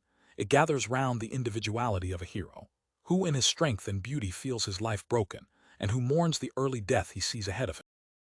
For the singular individuality which is firm and actual within itself is expelled into an extremity, estranged in its moments which have not yet been found, and are not yet united. The one singular individual, the abstract non-actual, is the necessity which does not participate in the life of the mediating middle, any more than does the other, the actual singular individual, the bard who keeps himself outside of the mediating middle, and who, in his performance, comes to his end. Both extremes must converge on the content. The one extreme, necessity, has to suffuse itself with the content, and the other, the language of the bard, must have a share in it, and the content which was formerly left to itself must preserve in its own self the certainty and the fixed determination of the negative. This higher language, that of tragedy, combines more closely the dispersal of the moments of the essential world and the world of action. According to the nature of the concept, the substance of the divine comes undone into its shapes, and their movement is likewise in conformity with the concept. With regard to form, language here ceases to be that of narrative since it has entered into the content, just as the content has ceased to be that of representational thought. The hero is himself the speaker, and the performance shows the listener, who is at the same time also an onlooker, self-conscious people who know their own rights and purposes, the power and the will of their determinateness, and who know how to state those things. They are artists who do not express unconsciously, naively, and naturally what is external to their decisions and commencements, as is the case in the language which accompanies ordinary doings in actual life. Rather, they express the inner essence, they demonstrate the right of their action, and the pathos to which they belong is reflectively asserted and determinately expressed in its universal individuality, free from contingent circumstances and the particularities of personality. Finally, these characters exist as actual people who take on the persona of the heroes and exhibit it to them in actual speech, not as a narrative, but in their own words. Just as it is essential for a statuary column to be made by human hands, the actor is likewise essential to his mask, not as an external condition, from which artistic considerations must abstract, or, to the extent that such an abstraction has to be made, it amounts to saying that art does not yet contain within itself the true, genuine self. The universal basis upon which the movement of these shapes proceeds, a movement which the concept itself has brought out, is the consciousness of the initial representational language and its selfless, sundered content. It is the common people per se whose wisdom finds utterance in the chorus of the elders, and it is in the powerlessness of the chorus that the common people find their representatives, because they themselves constitute only the positive and passive material for the individuality of the government confronting them. Lacking the power of the negative, the chorus is unable to hold together and to restrain the wealth and the colorful fullness of the divine life. Instead, it allows that life to come undone, and in its hymns of honor it praises each singular moment as a self-sufficient God, now praising this one, now that one, then now again another. However, where it feels the seriousness of the concept as the concept proceeds through these shapes and leaves them all in rubble as it does so, and where it comes to see how badly things go for its praised gods when they venture out on the ground where the concept rules, then it is not itself the negative power which actively intervenes there. Rather, it restricts itself to the selfless thought of such power, to the consciousness of an alien destiny, and it surrounds itself with the empty wish for reassurance and with feeble talk about appeasement. Its fear of the higher powers which are the immediate arms of the substance, in its fear of their struggles with each other and of necessity's simple self, something which crushes those powers as well as the living beings bound up with them. In its compassion for the living, whom it knows at the same time to be the same as itself, there is for it only the idle terror of this movement, the equally helpless regret, and in the end the empty calm of resignation to necessity, whose work is grasped neither as the necessary action of the character, nor as the activity of the absolute essence within itself. On the basis of this spectatorial consciousness as the indifferent soil of representational thinking, spirit does not come on the scene in its dispersed multiplicity, but rather in the simple estrangement of the concept. Its substance thus shows itself only as ripped asunder into its two extreme powers. These elemental universal essences are at the same time self-conscious individualities, heroes who put their conscious life into one of these powers, who have in these powers their determinateness of character, and who constitute the activity and actuality of these powers. This universal individualization descends again, as will be remembered, to the immediate actuality of real existence, and presents itself before a crowd of spectators, who have in the chorus their counterpart, or instead have in it their own performance giving voice to itself. The content and movement of spirit, which is here an object to itself, has been already examined as the nature and realization of the ethical substance. In its religion, spirit attains a consciousness about itself, or it puts itself before its consciousness in its purer form and its simpler figuration. However much therefore the ethical substance, through its concept and according to its content, has estranged itself into two powers, which were determined as divine and human law, or the law of the netherworld and the law of the higher world. The former was that of family, the latter was that of state power, the first was the feminine, the other the masculine character. Still the previously multiply-formed circle of gods, wherein each wavered in their determinations, limits itself to these powers. which through this determination are brought nearer to genuine individuality. This is so because the previous dispersal of the whole into multiple and abstract forces, which appear substantialized, is the dissolution of the subject that comprehends them only as moments within its own self, and individuality is thus only the superficial form of that essence. Conversely, a further difference of characters than that just mentioned is to be attributed to the contingent and, in itself, external personality. At the same time, the essence divides itself according to its form or its knowing. As consciousness, acting spirit faces up to the object on which it is active, and which is thereby determined as the negative of the knowing subject. As a result, the knowing subject is situated in the opposition between knowing and not knowing. He takes his purpose from his character and knows it as the ethical essentiality. However, through the determinateness of his character, he knows only the one power of substance, and for him, the other power is concealed. The current actuality is thus both an other in itself and an other for consciousness. In this relation, what the higher and lower law continue to mean are the power which knows and which reveals itself to consciousness, and the power which conceals itself and lies in ambush. The one is the aspect of light, the god of the oracle, which, according to its natural moment, has sprung forth from the all-illuminating sun, who knows all and reveals all Phoebus and Zeus, who is his father. However, the commands of this truth-speaking God, along with his proclamations about what is, are instead deceptive, for within its concept, this knowing is immediately not knowing, because in acting, consciousness is in itself this opposition. He who had the power to unlock the riddle of the Sphinx itself, trustingly, as with childlike confidence, is sent to ruin through what the God reveals to him. This priestess through whom the beautiful God speaks is none other than the ambiguous sisters of fate, who, by their promises, drive the one who trusted them into crime, and who, by the two-faced character of what they gave out as a certainty, deceive the one who had relied on the obvious meaning of what they said. Consciousness which is purer than the latter, which believes the witches and is more reflectively prudent and more thorough than the former, which puts its trust in the priestess and the beautiful God, thus delays taking any revenge based on the revelation of the crime, a revelation made by his father's spirit, that the father had been murdered. It contrives to bring about still other proofs, for the reason that the spirit making the revelation might possibly be the devil.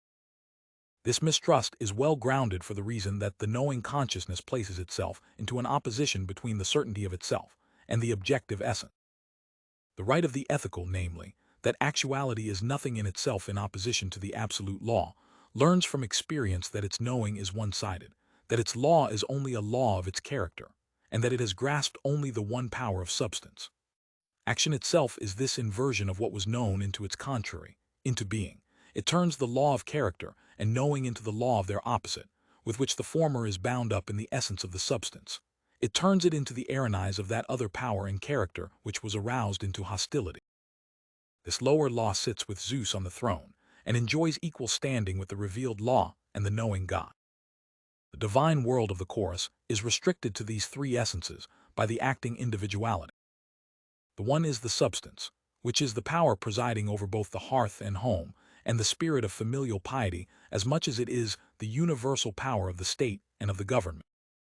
While this difference belongs to the substance as such, in representational thought the difference is not individualized into two distinct shapes, but rather has in actuality the two persons of its characters, whereas the difference between knowing and not knowing falls in each and every one of the actual self-consciousnesses.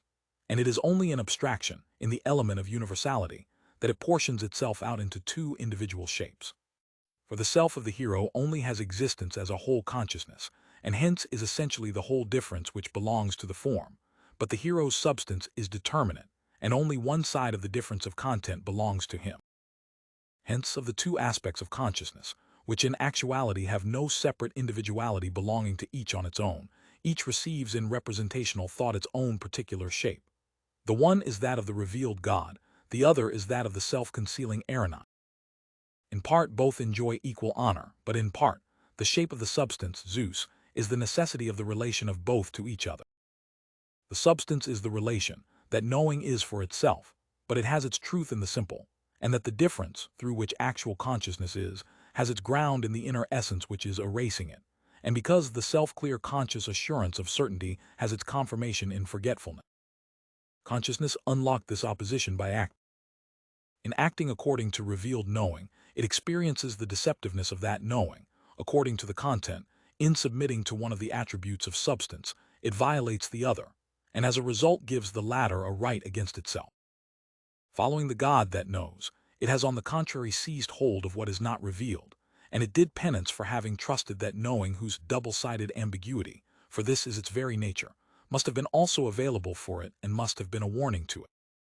The fury of the priestess, the inhuman shape of the witches, the voices of trees and birds, the dream, and so on, are not the ways in which truth appears. Rather, they are warning signs of deception, of not being reflectively prudent, of the singularity and the contingency of knowing. Or what amounts to the same thing, the opposite power which consciousness has violated, is present as declared law and the legality validly in force, whether it be the law of the family or that of the state. Consciousness, on the other hand, pursued its own knowing and hid from itself what was revealed. However, the truth of those powers emerging into opposition with each other is the result of each having an equal right, and for that reason, in their opposition which acting brings forth, of their being equally wrong. The movement of acting itself demonstrates their unity in the mutual downfall of both powers and of the self-conscious character. The reconciliation of the opposition with itself is the lethe of the netherworld in death, that is, the lethe of the upper world in the form of absolution not from guilt, for consciousness cannot deny that it acted, but rather absolution from the crime itself and the absolution's atoning appeasement. Both are forgetfulness, the disappearance of actuality and of the doings on the part of the powers of substance, of their individualities and of the powers of the abstract thought of good and evil, for none of them is for itself the essence. Rather, the essence is the motionlessness of the whole within itself, the unmoved unity of fate, motionless existence, and thereby the inactivity and lack of liveliness of the family and government, and it is the equal honor, and thereby the indifferent irreality of Apollo and the Erinyes, and the reversion of their spiritualization and activity into simple Zeus.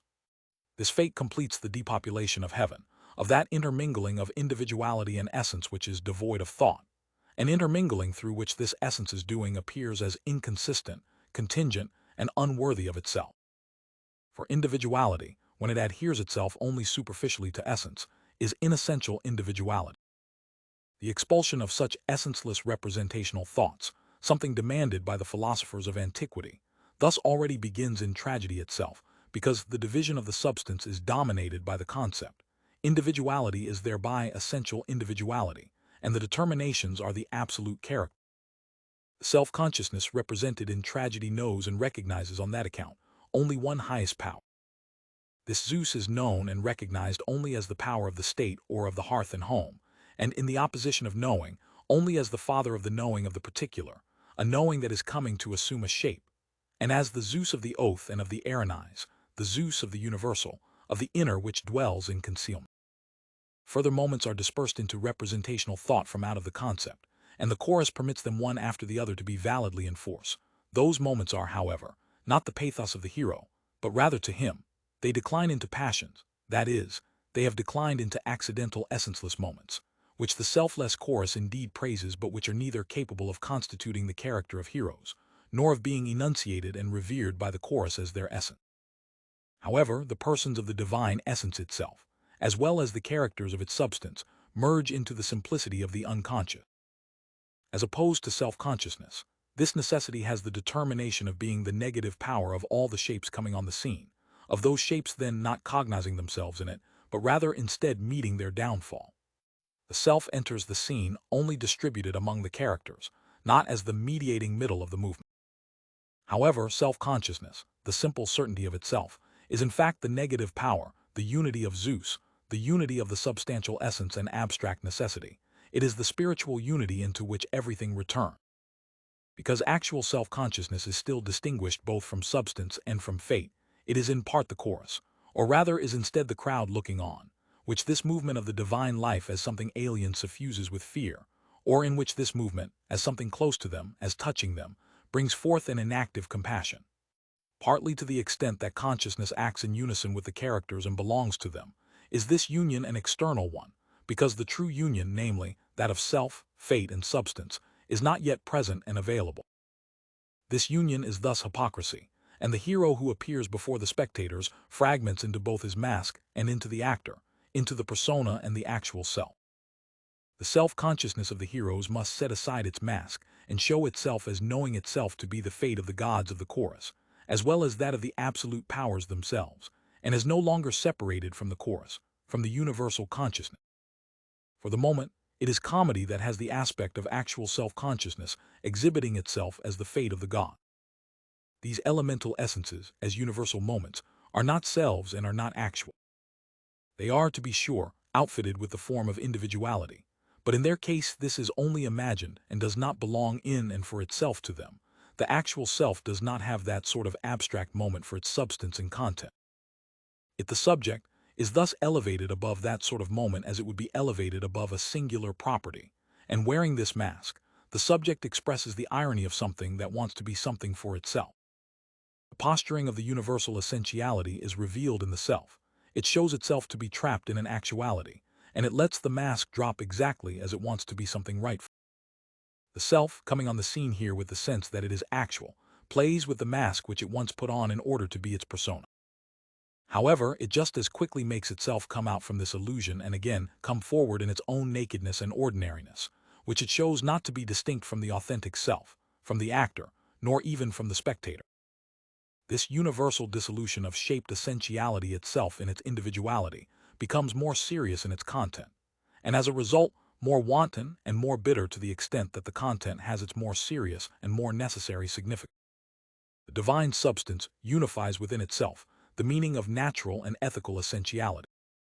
As regards what is natural, actual self-consciousness, in employing what is natural for its adornment, its dwellings, etc., and in feasting on its own sacrificial offerings, shows itself to be the fate to which the secret is betrayed, namely, the explanation of what self-consciousness has to with the self-essentiality of nature.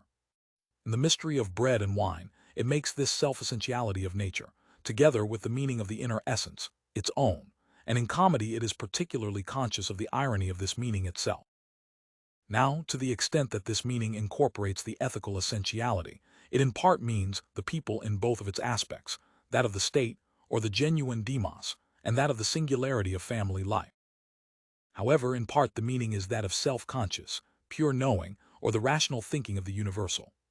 That demos, the universal social estate, which knows itself to be master and regent as well as being the understanding and insight which are to be respected, compels and bewitches itself through the particularity of its actuality, and it exhibits the laughable contrast between its own opinion of itself and its immediate existence, between its necessity and contingency, its universality and its ordinary. However much the principle of its singular individuality, when separated from the universal, makes itself stand out in the genuine shape of actuality, and however much it openly appropriates the polity whose secret harm it is, still what is immediately revealed is the contrast between the universal as a theory and that with which practice is concerned. The contrast between the total emancipation of the immediate singular individualities purposes from the universal order altogether, and the scorn which that singular individuality shows for such order. Rational thinking removes the contingency of shape from the divine essence. It takes the wisdom of the conceptless chorus, which produces all sorts of ethical adages, and which allows for the validity of a multitude of laws and determinate concepts of duty and right, and it elevates them into the simple ideas of the beautiful and the good.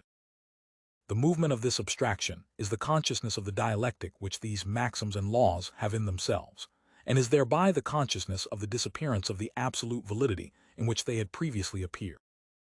While the contingent determination and the superficial individuality which representational thought lent to the divine essentialities now vanishes, those essentialities still have according to their natural aspect only the nakedness of their immediate existence. They are clouds, a disappearing vapor, exactly like those representational thoughts themselves. According to their conceived essentiality, they have come to be the simple thoughts of the beautiful and the good, thoughts which are suited to being filled out with any kind of content at all. The force of dialectical knowing gives the determinate laws and maxims of action to the pleasure and exuberance of the youth which was, thereby, seduced by such knowing, and it puts weapons of deception into the hands of preoccupied and anxiety-ridden old age, itself restricted to the singularities of life. Through the emancipation from common opinion, which contains their determinateness as content as well as their absolute determinateness, the fixity of consciousness, the pure thoughts of the beautiful and the good, thus show the comical spectacle to be empty, and as a result, as becoming the game of opinionating and of the arbitrary choices of contingent individuality. Here therefore is the former unconscious fate, which consists in an empty motionlessness and forgetfulness, and which is separated from self-consciousness, now united with self-consciousness. The singular self is the negative force through which, and in which the gods, as well as their moments, those of existing nature and the thoughts of their determinations, disappear. At the same time, the singular self is not the mere emptiness of disappearance, but rather preserves itself in this nothingness itself, is at one with itself, and is the sole actuality. The arch-religion has completed itself in it, and is completely inwardly returned into itself. As a result, singular consciousness, in the certainty of itself, is that which exhibits itself as this absolute power.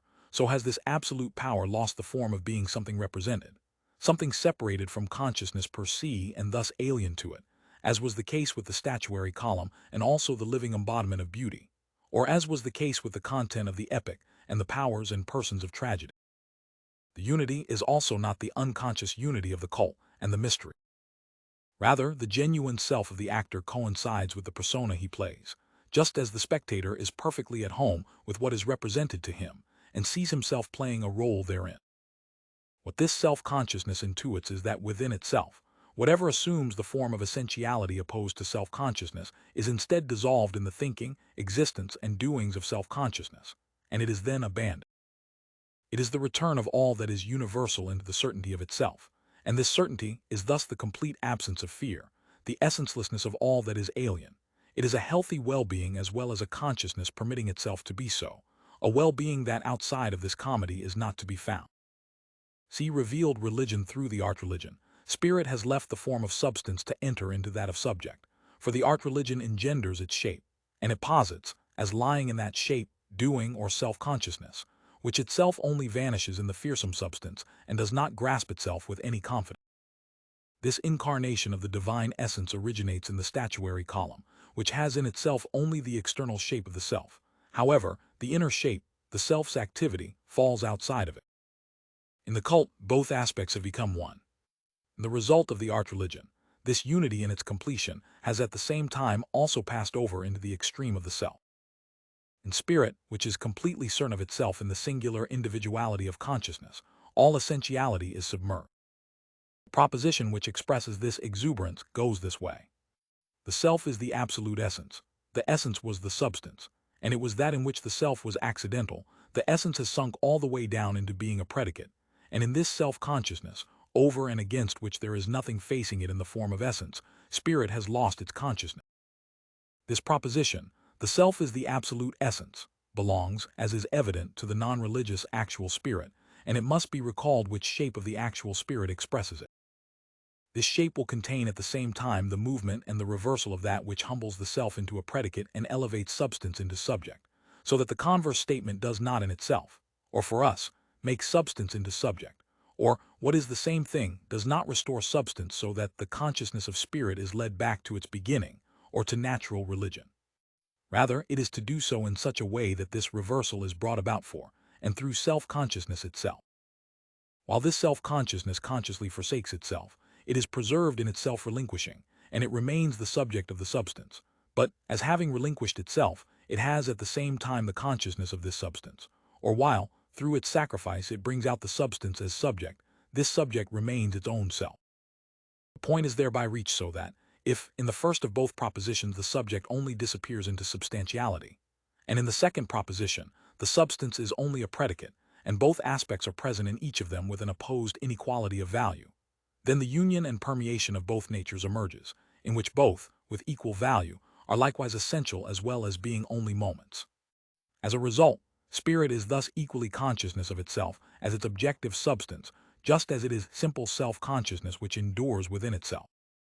The art-religion belongs to the ethical spirit, which we saw earlier come to an end in the state of legality, i.e., in the proposition, the self as such, the abstract person, is absolute essence.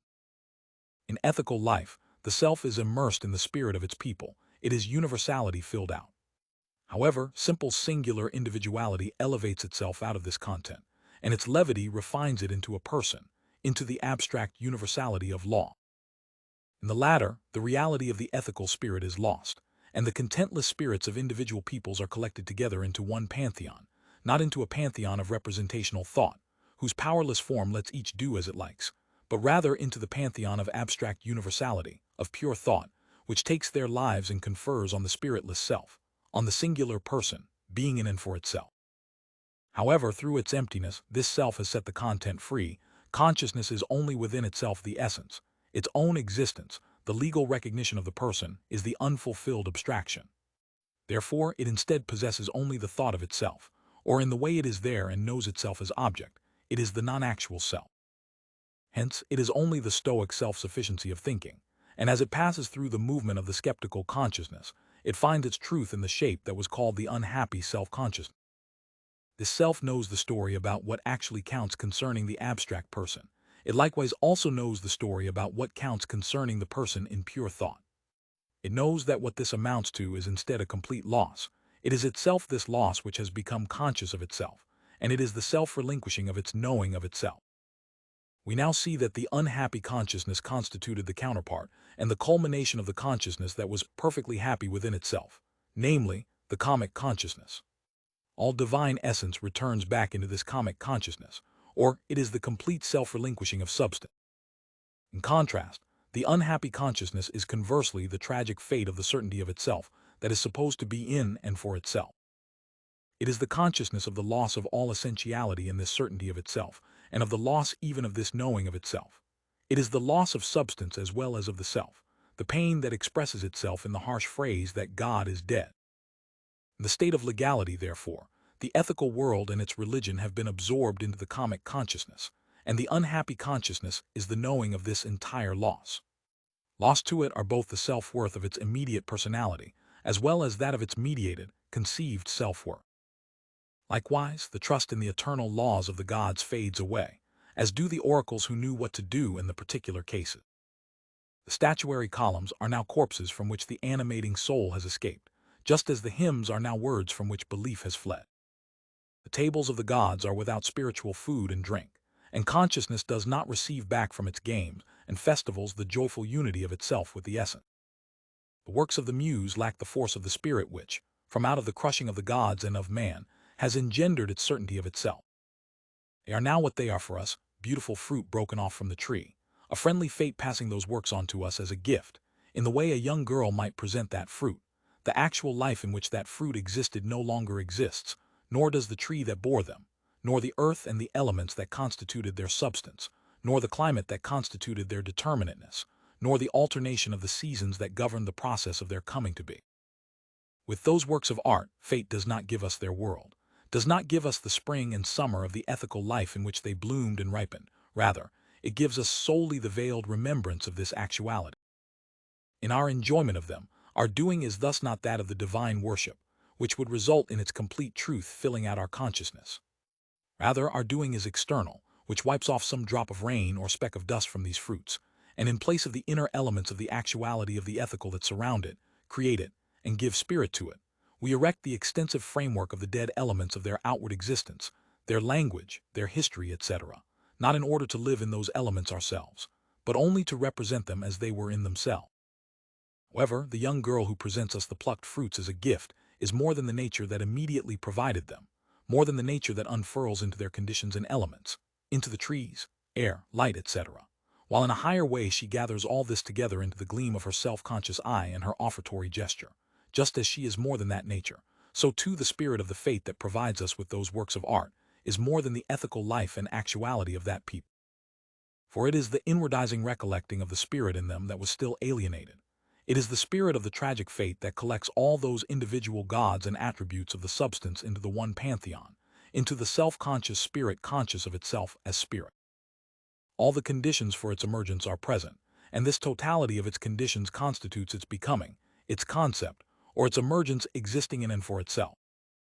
The cycle of the productions of art embraces the absolute substance's forms of self-relinquishing.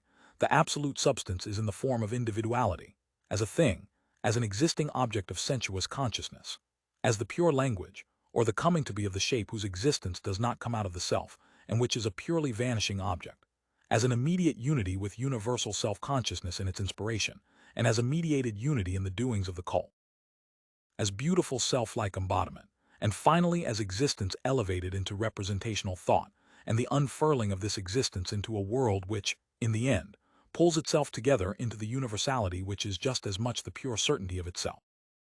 These forms, and on the other side of the coin, the world of the person and legal right, the devastating savagery of the content elements cast out into freestanding status, as well as both the person of Stoicism as it has been thought and the untenable disquiet of skepticism, all constitute the periphery of those shapes, which, expectantly and with urgency, stand around the birthplace of spirit becoming self-consciousness. And they have as their focal point the all-permeating pain and yearning of the unhappy self-consciousness and the communal birth pangs of its emergence, the simplicity of the pure concept, which contains those shapes as its moments. Spirit has two aspects in it, which are represented above as two converse propositions. One is this, that substance relinquishes itself of its own self and becomes self-consciousness. The other, conversely, is that self-consciousness empties itself of itself and makes itself into thinghood or into the universal self. Both aspects have in this way accommodated each other, and their true union has thereby arisen. The self-relinquishing of substance, its becoming self-consciousness, expresses the transition into the opposite, into unconscious necessity, or it expresses that it is in itself self-consciousness. Conversely, the self-relinquishing of self-consciousness expresses this, that self-consciousness is in itself the universal essence, or because the self is pure being for itself, which in its opposite remains at one with itself, it expresses this, that the substance is self-consciousness, and precisely as a result is spirit. Hence, it can be said of this spirit which has forsaken the shape of substance and entered into existence in the shape of self-consciousness, if one wishes to use the relationships drawn from the process of natural generation, that it has an actual mother but a father who exists in itself, for actuality or self-consciousness, and the in itself, as substance, are both of its moments, and through their reciprocal self-relinquishing, where each becomes the other. Spirit thus enters into existence as their unity. The extent that self-consciousness one-sidedly grasps only its own self-relinquishing, then if, to itself, its object is thus already just as much being as it is the self, and if it knows all existence as spiritual essence, then as a result true spirit has not come to be for self-consciousness, insofar as being as such, or substance in itself, has not for its part likewise emptied itself of itself and become self-conscious. For all existence is spiritual essence only from the standpoint of consciousness and not in itself. With regard to existence, spirit is in this manner only imaginary. This imagination is that gushing enthusiasm that reads into nature as well as into history, just as it also reads into the world and into the mythical representational thoughts of the preceding religions, a different inward sense from what they, from within their own appearance, immediately offer to consciousness, and in the case of those religions, it reads into them a different sense than the self-consciousness, whose religions they were actually new in them. However, this meaning is one that is borrowed, a garment that does not cover the nakedness of the appearance, and that warrants neither belief nor veneration. Rather, it remains the murky night of consciousness, the rapture proper to consciousness. If therefore this latter meaning of the objective is not to be mere imagination, it must be in itself, which is to say, for consciousness it must first of all have its source in the concept and must emerge in its necessity. In that way, self-knowing spirit has arisen for us through the cognition of immediate consciousness, or of the consciousness of the existing object through its necessary movement. This concept which, as the immediate concept, also had the shape of immediacy for its consciousness, has, secondly, given itself the shape of self-consciousness in itself, i.e., precisely according to the necessity of the concept by which being or immediacy, which is the contentless object of sensuous consciousness, relinquishes itself of itself, and for consciousness becomes the I.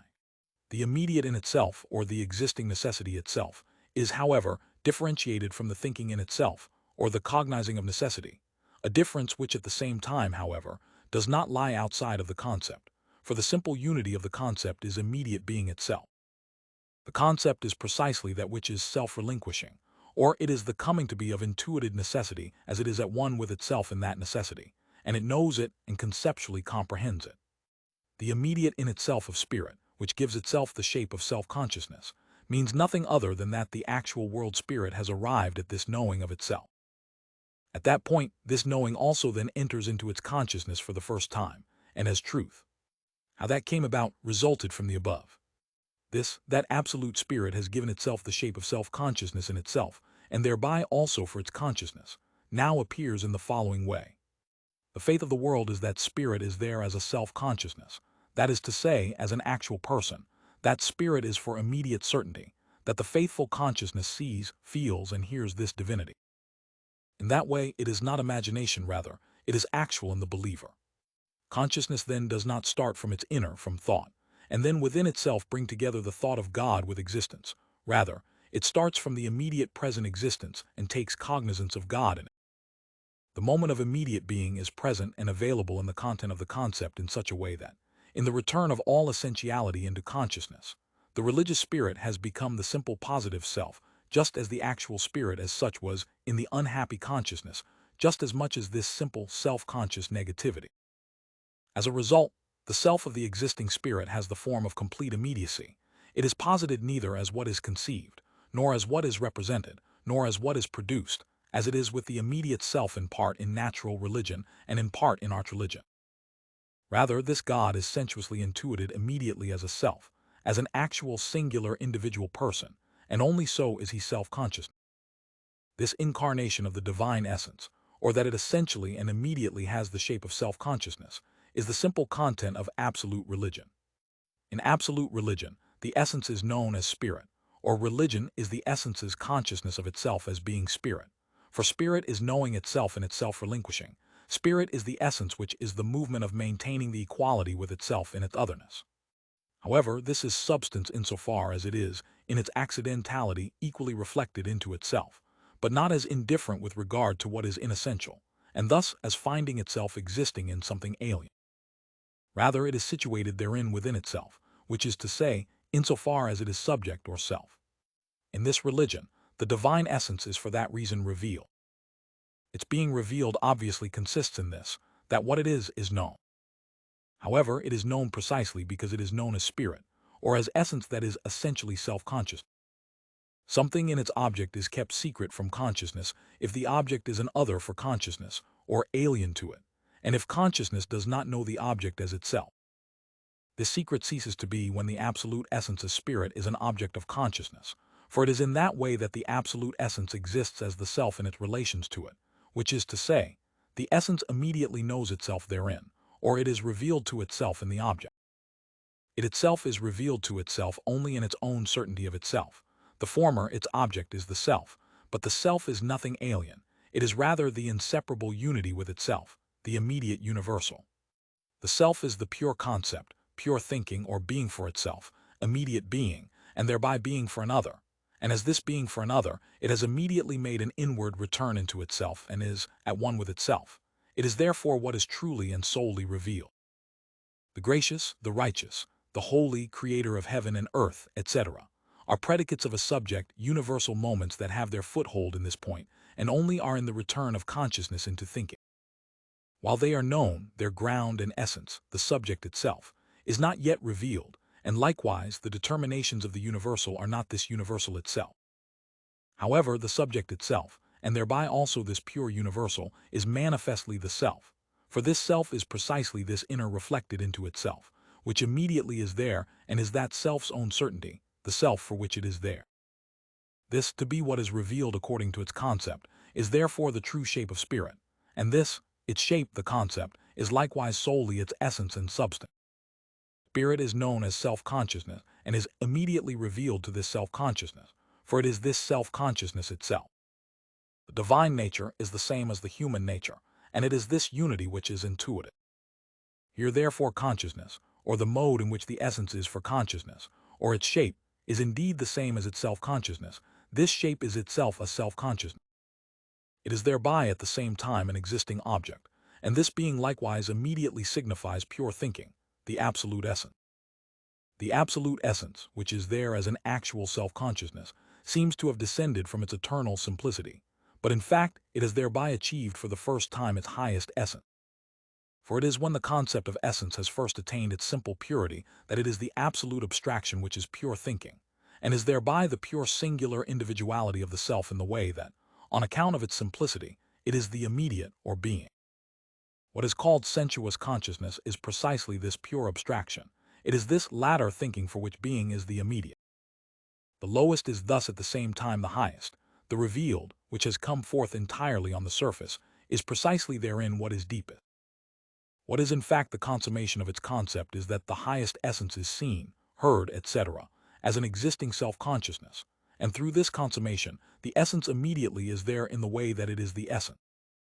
This immediate existence is at the same time not solely and merely immediate consciousness. It is religious consciousness.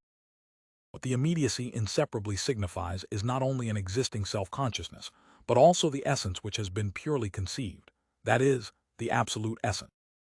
What we are conscious of in our concepts, namely, that being is essence, is what the religious consciousness is itself aware of. This unity of being and essence, of thinking which is immediately existence, is the thought of this religious consciousness, its mediated knowing, just as it is equally its immediate knowing. For this unity of being and thinking is self-consciousness and itself is there. Or it is the conceived unity which at the same time has this shape of that of which it is. God is therefore here revealed as He is. He is there in the way that He is in itself. He is there as Spirit. God is solely attainable in pure speculative knowing. He is only in that knowing, and He is only that knowing itself, for He is Spirit, and this speculative knowing is revealed religion's knowing. That knowing knows Him as thinking or pure essence, and it knows this thinking as being and existence, and knows existence as the negativity of itself, and hence as the self, as this self and a universal self. This is precisely what revealed religion knows. The hopes and expectations of the preceding world push their way towards this revelation, towards the intuition of what the absolute essence is, and towards finding themselves in that revelation. This joy comes to be to self-consciousness, and it takes up the whole world, this joy in viewing oneself in the absolute essence, for it is spirit, it is the simple movement of those pure moments which it itself expresses. The essence is known as spirit as a result, at first, of its being intuited as immediate self-consciousness. This concept of spirit knowing itself as spirit is itself the immediate, and not yet developed concept. The essence is spirit, or it has appeared, it is revealed. This initial being revealed is itself immediate, however, the immediacy is likewise pure mediation, or thinking, and it must thus exhibit this as such in its own self. If it is examined more determinately, then spirit, in the immediacy of self-consciousness, is this singular self-consciousness as contrasted with universal self-consciousness. It is the excluding one, which, for the consciousness for which it is there, still has the undissolved form of a sensuous other. This other does not yet know spirit to be its own, or just as spirit is a singular self, as well as a universal self, as well as each and every self, spirit is not yet there. Or the shape does not yet have the form of the concept, i.e., of the universal self, of the self which, in its immediate actuality, is just as much something sublated, is thinking itself, is universality, but which is also equally all those things without losing its immediate actuality therein.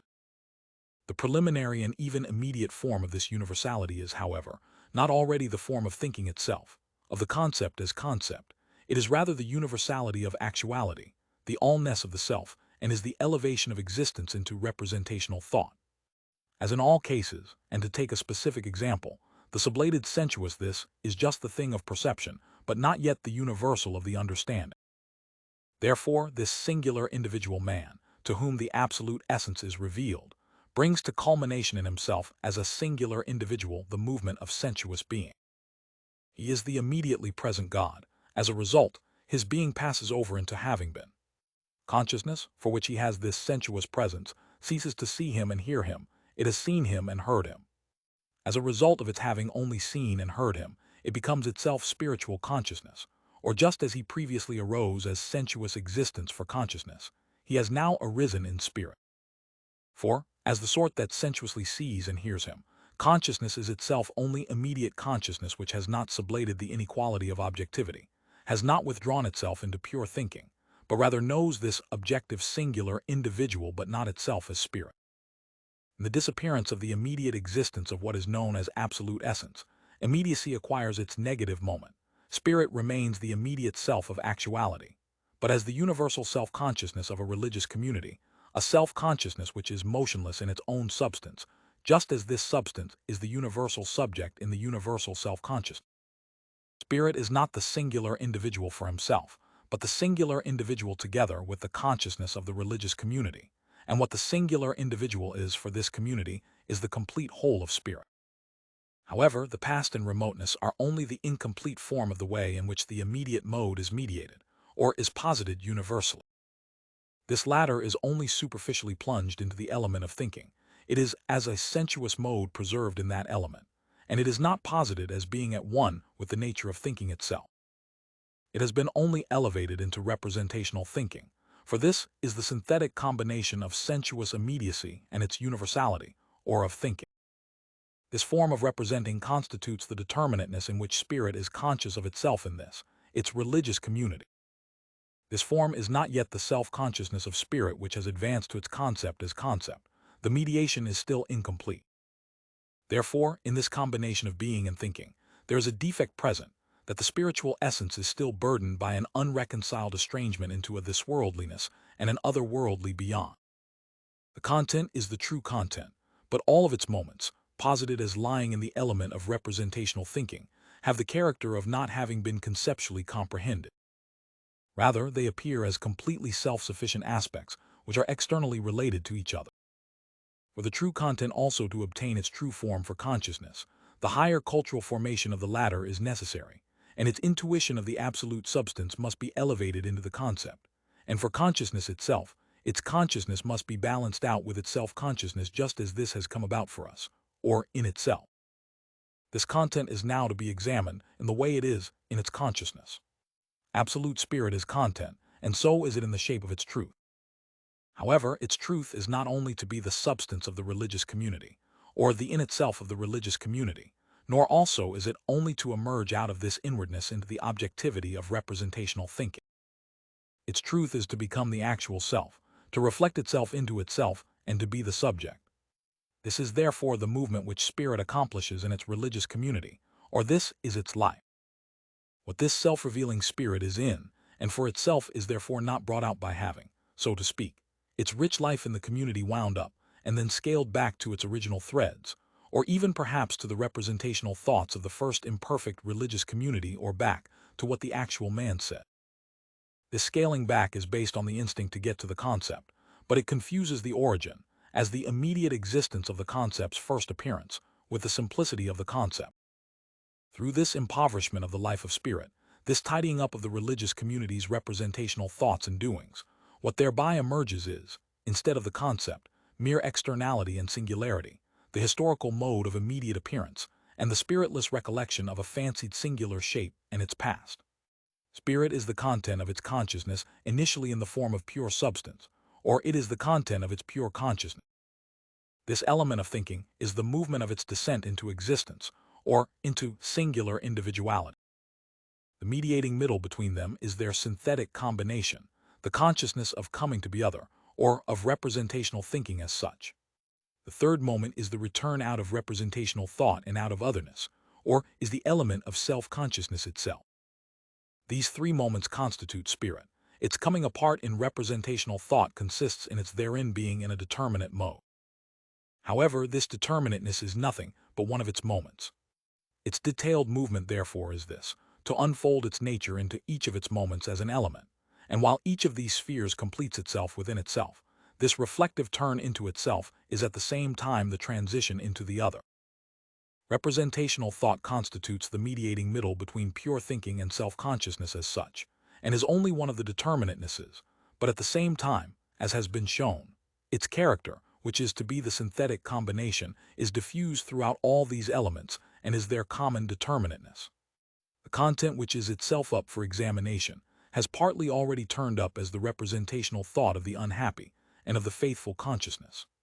However, in the unhappy consciousness it turned up as having the determination of the content which was engendered from out of consciousness, and for which it yearns, in which spirit can neither be satiated nor find rest because spirit is not yet in itself its own content, or is not yet its content as its substance. On the other hand, in the faithful consciousness, this content was regarded as the selfless essence of the world, or as the essentially objective content of representational thinking, a representational thinking which flees from actuality altogether, and which thus does not have the certainty of self-consciousness, a certainty which is separated from it partly as a conceit of knowing and partly as pure insight. However, the consciousness of the religious community has the content as its substance, just as the content is the religious community's certainty of its own spirit. Spirit, represented initially as substance in the element of pure thinking, is immediately thereby the simple, eternal self-equal essence, which, however, does not have this abstract meaning of essence, but rather that of absolute spirit. Yet spirit is this, not to be a meaning, not to be the inner, but rather to be the actual. Hence, the simple eternal essence would be spirit only according to empty words, if it were to remain in representational thought, and in the expression of simple eternal essence. However, because it is an abstraction, simple essence is in fact the negative in itself. Indeed, it is the negativity of thinking, or negativity of thought as it is in itself in the essence, i.e., it is the absolute difference from itself, or it is its pure becoming other. As essence, it is only in itself or for us, but while this purity is the abstraction itself, or negativity, it is for itself, or it is the self, the concept. It is thus objective, and while representational thought grasps and expresses as an event what has just been expressed as the necessity of the concept, so it will be said that the eternal essence, to itself, creates an other. However, in this otherness, it has equally immediately reverted into itself again, for the difference is the difference in itself, i.e., the difference is immediately distinguished only from itself, and it is thus the unity reverted into itself. There are therefore three moments to be distinguished: essence, being for itself that is the otherness of essence, and for which essence is, and being for itself that is self-knowing in another. The essence intuits only itself in its being for itself. In this self-relinquishing, it is only at one with itself, is the being for itself which excludes itself from the essence, is the essence's knowing of itself. It is the word which, when spoken, relinquishes the speaker and leaves him behind as emptied and hollowed out, but which is likewise immediately interrogated, and it is only this hearing and interrogating of itself that is the existence of the word.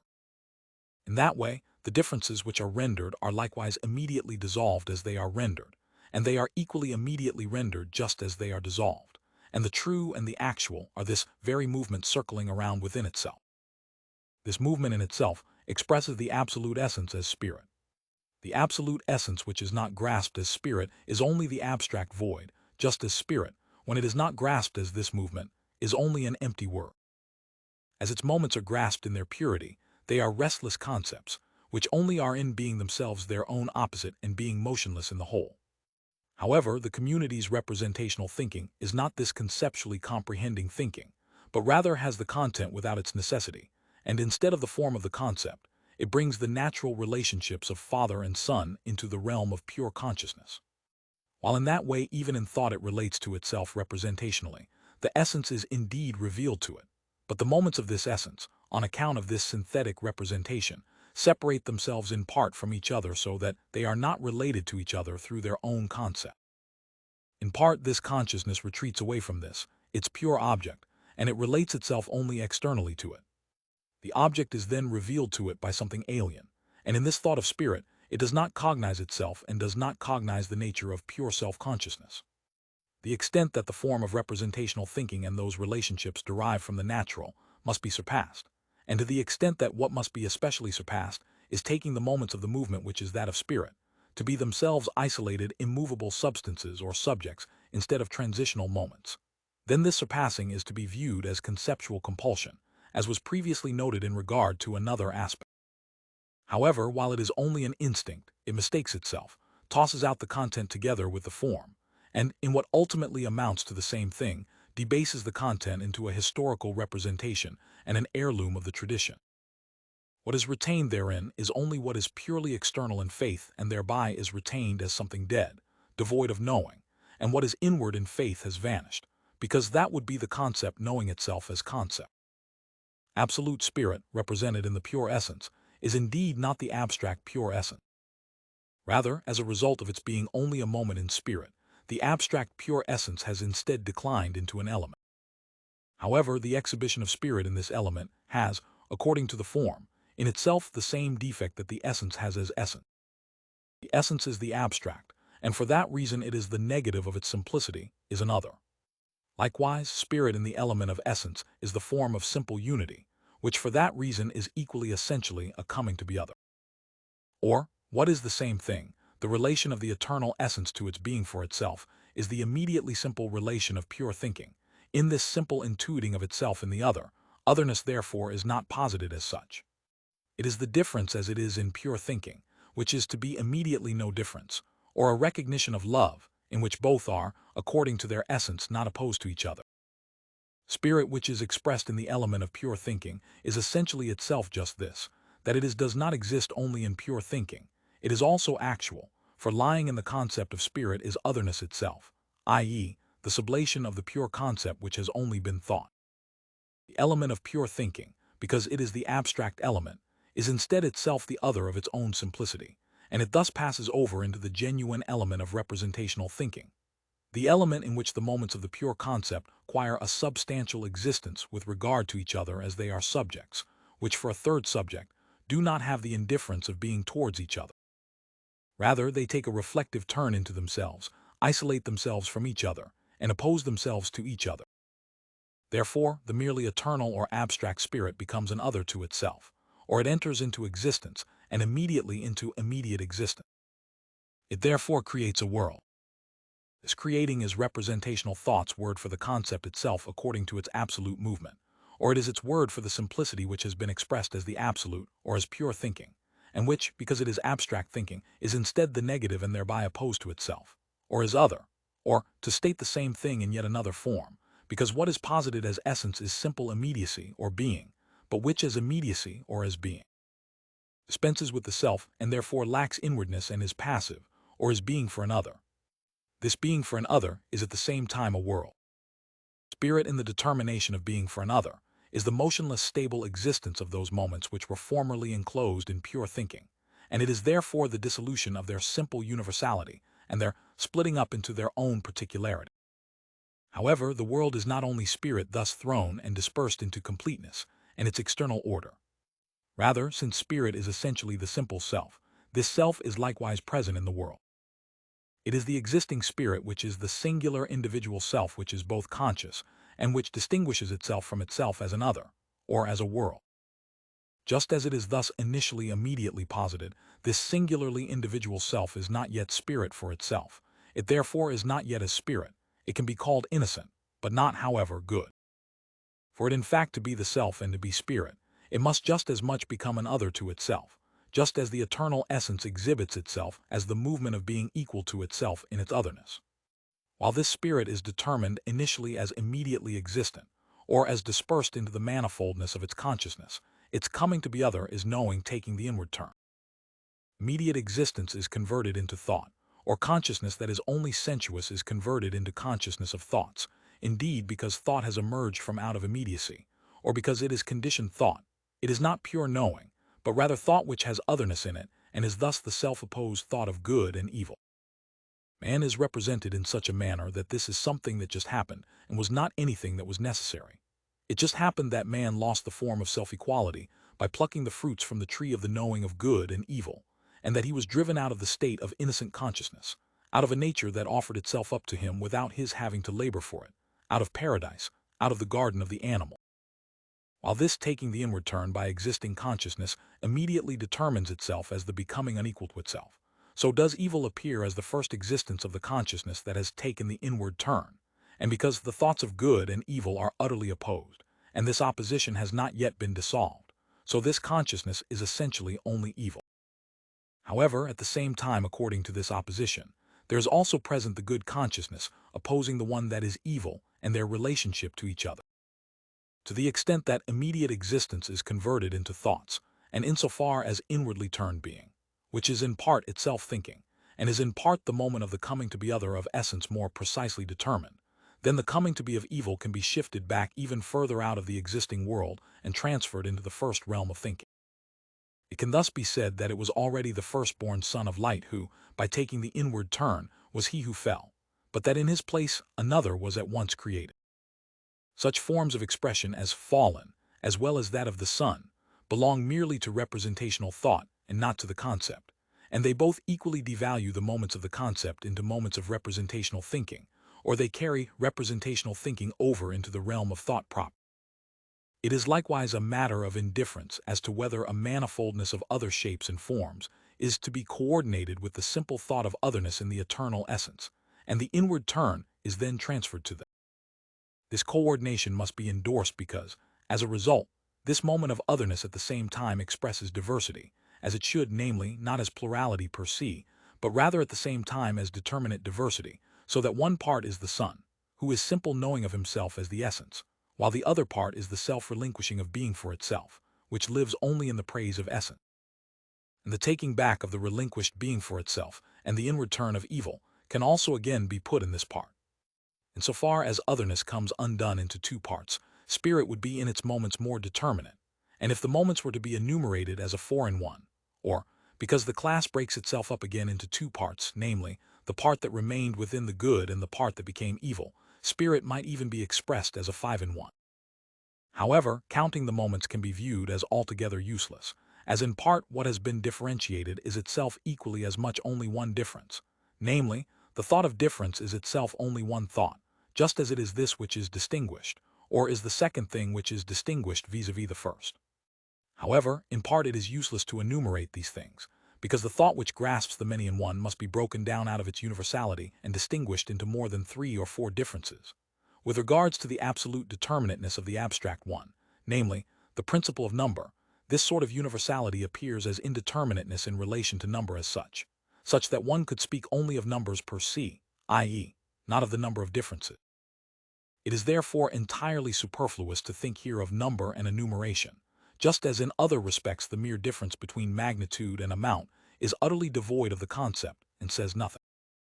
Good and evil turned out to be determinate differences of thought, while their opposition has not yet been dissolved, and while they are represented as the essence of thought, each of which is self-sufficient for itself, so is man the self with no essence and is the synthetic basis of their existence and struggle.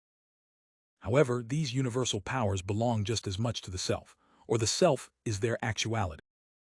According to these moments, it therefore happens that just as evil is nothing but the inward turn of the natural existence of spirit, so conversely the good enters into actuality and appears as an existing self-consciousness. What in the purely conceived spirit is only intimated as the coming to be the other of the divine essence here, comes closer to its realization for representational thinking. Representational thinking, the coming to be the other of the divine essence, consists in the divine essence humbling itself and renouncing its abstraction and non-actuality. The other aspect, that of evil, is taken by representational thinking to be an event alien to the divine essence. To grasp evil in the divine essence itself as the divine essence's wrath is the supreme and most severe effort of which representational thinking, wrestling with itself, is capable, an effort which, since it lacks the concept, remains a fruitless struggle. The alienation of the divine essence is therefore posited in its twofold mode. The self of spirit and its simple thought are the two moments whose absolute unity is spirit itself. Its alienation consists in the two moments separating themselves from each other, and in one having an unequal value with regard to the other. This inequality is for that reason twofold, and two combinations emerge, whose common moments are the ones given here. In the one, the divine essence counts as the essential, and natural existence and the self as the inessential, as something to be sublated. On the other hand, in the other, it is being for itself which counts as the essential, and the divine in its simplicity counts as the inessential. Their still empty mediating middle is existence per se, the mere commonality of their two moments. The dissolution of this opposition does not so much take place through the struggle between the two moments, which are represented as separate and self-sufficient essences. What lies in their self-sufficiency is that in itself each must in its own self, through its concept, dissolve itself.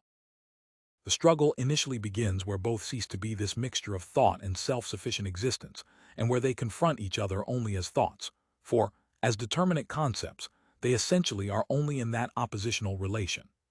In contrast, as self-sufficient concepts, they have their essentiality outside of their opposition. Their movement is therefore free movement, which belongs properly to themselves. Just as the movement of both is therefore the movement in itself, because the movement of both is to be observed in them, so it is that the movement also begins in the one which is determined as existing in itself, in contrast to the other.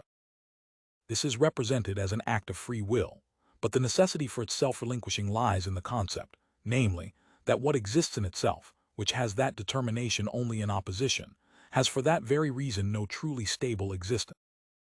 Therefore, it is the one to which what validly counts as the essence is not being for itself, but the simple itself, and this is the one that relinquishes itself of itself, goes to its death, and as a result reconciles the absolute essence with itself, for in this movement it exhibits itself as spirit.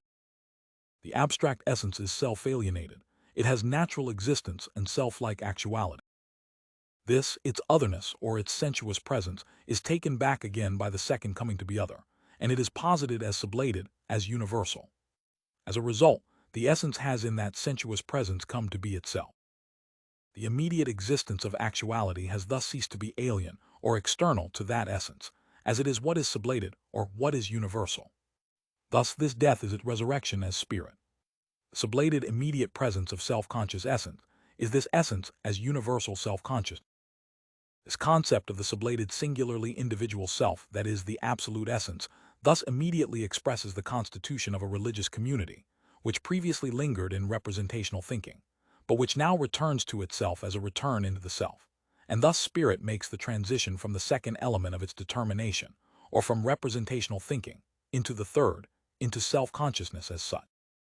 If we further examine the way in which representational thinking conducts itself in its advancing movement, we initially see that this is expressed as the divine essence taking on a human nature. In that expression, it has already stated that in itself, both are not separated, just as the divine essence therein relinquishes itself of itself at the very outset, just as its existence takes an inward turn and becomes evil, just as it is not explicitly stated but is contained in the expression that in itself, this evil existence is not alien to the divine essence. Absolute essence would be only an empty name if in truth there were an other to it, if there were to be a fall from it. The moment of inwardly turned being, instead, constitutes the essential moment of the self of spirit. That this inwardly turned being, which is thereby actuality, belongs to the essence itself, this latter, which for us is the concept, and to the extent that it is a concept, appears to representationally thinking consciousness as an incomprehensible occurrence, and to representational thinking, the in itself takes on the form of indifferent being. However, the thought that these moments which seem to be in flight from each other are in fact not separated, namely, the moments of absolute essence and of the self existing for itself, also appears to this representational thinking, for it does possess the true content, but this representational thought comes afterwards in the self-relinquishing of the divine essence which becomes flesh. This representational thought is in this manner still immediate, and hence not spiritual. It knows the human shape of the essence initially only as a particular and not yet as a universal form. It becomes spiritual for this consciousness in the movement of the shaped essence, which again sacrifices its immediate existence and returns into the essence. The essence, as taking a reflective turn into itself, is spirit. The reconciliation of the divine essence with the other as such, and specifically with the thought of this other of evil, is thus therein representationally thought. However much according to its concept this reconciliation is expressed as consisting in stable existence, because evil in truth is supposed to be in itself the same as the good, or however much even that the divine essence is in truth the same as nature in its entire extent, still nature is, as separated from the divine essence, only nothingness, and this must be viewed as an unspiritual mode of expression which necessarily gives rise to misunderstanding. When evil is the same as good, then evil itself is not evil, nor is goodness good, but both have instead been sublated. Evil per se is the inwardly turned being for itself, and the good is the selflessly simple. While in this way they are both expressed according to their concept, at the same time the unity of the two becomes clear, for inwardly turned being for itself is simple knowing, and the selfless simple is likewise pure inwardly turned being for itself. If it must thus be said according to this latter concept of good and evil, which is to say, insofar as they are not good and evil, that good and evil are the same, then it must equally be said that they are not the same but rather are utterly different, for simple being for itself, or pure knowing, is likewise pure negativity, or the absolute difference in them themselves. Just these two propositions complete the whole, and the first can only be asserted and secured if one insurmountably and obstinately clings to it when it is confronted by the other. While both are equally right, they are both equally wrong, and their wrong consists in taking such abstract forms as the same and not the same, identity and non-identity, to be something true, fixed, actual, and in resting one's case on such abstract form. Neither the one nor the other has truth. What does have truth is their very movement. In this movement the simple the same is the abstraction and is thereby the absolute difference, while this latter, as the difference in itself, is distinguished from itself, and is therefore self-equality. This is what is the case with the this sameness with self of the divine essence, with nature per se, and with human nature in particular. Former is nature insofar as it is not essence, the latter is divine according to its essence.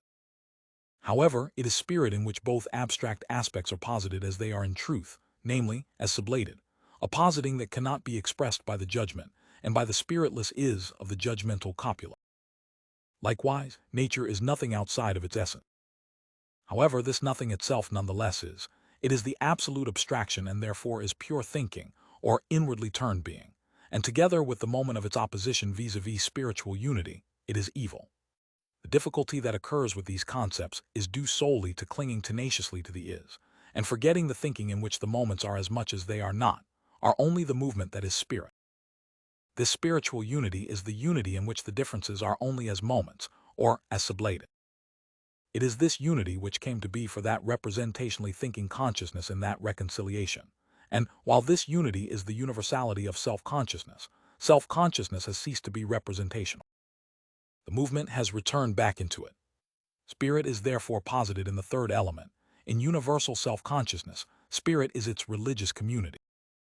The movement of this religious community, as self-consciousness which has differentiated itself from its representational thought, is that of bringing out what has come to be in itself. The dead divine man, or the human God, is in itself universal self-consciousness. He has to become this for this latter self-consciousness. Or while this self-consciousness constitutes one side of the opposition in representational thought, namely, the side of evil, which itself takes natural existence and singular being for itself to be the essence. This latter aspect, which is represented as self-sufficient and not yet as a moment, must for the sake of its self-sufficiency in and for itself elevate itself to spirit, or it has to exhibit the same movement in its self-sufficiency. This aspect is natural spirit. The self has to pull back from this naturalness and turn inward, which would mean that it would become evil. However, it is already in itself evil. Taking the inward turn thus consists in convincing itself that natural existence is evil. The existing coming to be evil of the world and the world's being evil falls on the side of representationally thinking consciousness, just as does the existing reconciliation of the absolute essence.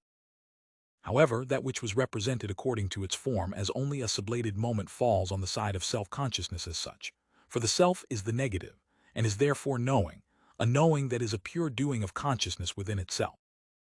This moment of the negative must likewise express itself in the content. While the essence is in itself already reconciled with itself, and is a spiritual unity in which the parts of the representation are sublated, or are moments, it turns out that each part of the representation here receives a meaning opposite to that which it had before. As a result, each meaning is completed in the other, and only as a result is the content a spiritual content. While the determinateness is just as much its opposite, the unity in otherness or the spiritual unity is completed, just as formerly for us, or in itself, the opposite meanings had themselves unified themselves, even the abstract forms of the same and not the same, of identity and non-identity have been sublated. However much therefore in representationally thinking consciousness, the inwardizing of natural self-consciousness was existing evil, still the inwardization in the element of self-consciousness is the knowing of evil as what is in itself in existence. Thus, this knowing is admittedly a coming to be of evil, but it is only the coming to be of the thought of evil, and is for that reason given recognition as the first moment of reconciliation. For, as a return into itself from out of the immediacy of nature, which is determined as what is evil, it is the forsaking of that immediacy, and to die unto sin. It is not natural existence as such that consciousness forsakes, but the natural existence that is at the same time known as evil. The immediate movement of taking the inward turn is equally as much a mediated movement. It presupposes itself, or it is its own ground. The ground for taking the inward turn is, in particular, because nature in itself has already taken the inward turn. On account of evil, man must take the inward turn, but evil is itself taking the inward turn. For that reason, this first movement is itself only the immediate movement, or is its simple concept, because it is the same as what its ground is. The movement, or the coming to be other, thus still has to come on the scene in its own genuine form. Therefore, other than this immediacy, the mediation of representational thought is necessary. Both the knowing of nature as the untrue existence of spirit, and this universality of self which has taken the inward turn, are each in themselves the reconciliation of spirit with itself. For the non-conceptually comprehending self-consciousness, this in itself receives both the form of an existent and the form of something represented to it. Therefore, to that self-consciousness, conceptually grasping the matter does not consist in getting a grip on this concept, which knows sublated natural existence to be universal and thus to be reconciled with itself. Rather, it consists in getting a grip on the representational thought that the divine essence is reconciled with its existence through the event of the divine essence's own relinquishing of itself. through its incarnation which has already occurred and its death. To get a grip on this representation is now to express determinately just what it is in representational thought which only a short while ago was called the spiritual resurrection, or its singular self-consciousness coming to be the universal, or its coming to be the religious community. The death of the divine man as death is abstract negativity, the immediate result of the movement which only comes to an end in natural universality. In spiritual self-consciousness, death loses this natural significance, or it becomes its already stated concept. Death is transfigured from what it immediately means, i.e., from the non-being of this singular individual, into the universality of spirit which lives in its own religious community, dies there daily, and is daily there resurrected. What belongs to the element of representational thought, absolute spirit representing the nature of spirit in its existence as a singular spirit, or instead as a particular spirit, is therefore shifted here into self-consciousness itself, into the knowing that sustains itself in its otherness. This self-consciousness thus does not therefore actually die off in the way that the particular is represented to have actually died. Rather, its particularity dies off in its universality, which is to say, in its knowing, which is the essence reconciling itself with itself. That initially antecedent element of representational thinking is therefore posited here as sublated, or it has returned into the self, into its concept. What was only an existent in the former has become the subject. Precisely by doing so, the first element, pure thinking, and the eternal spirit in it are also no longer an otherworldly beyond to representationally thinking consciousness, nor are they an otherworldly beyond to the self. Rather, the return of the whole into itself consists precisely in containing all moments within itself. The death of the mediator, which has so deeply moved the self, is the sublation of his objectivity, or of his particular being for itself. This particular being for itself has become universal self-consciousness. On the other side of the coin, and just as a result, the universal is self-consciousness, and the pure, or the non-actual spirit of mere thinking has become actual. The death of the mediator is the death not only of his natural aspect, or of his particular being for itself. What dies is not only the already dead outer shell stripped of essence, but also the abstraction of the divine essence. For the mediator is, to the extent that his death has not yet completed the reconciliation, one-sided, which as one-sided knows the simplicity of thinking as the essence in opposition to actuality.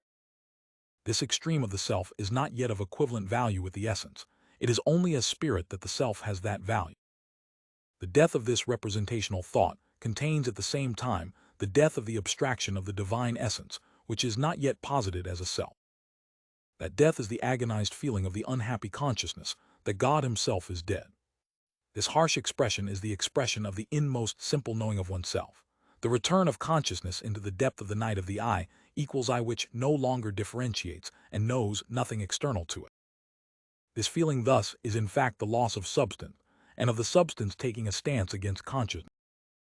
However, at the same time it is the pure subjectivity of substance, or the pure certainty of its own self which it lacked as object, as immediacy, or as pure essence.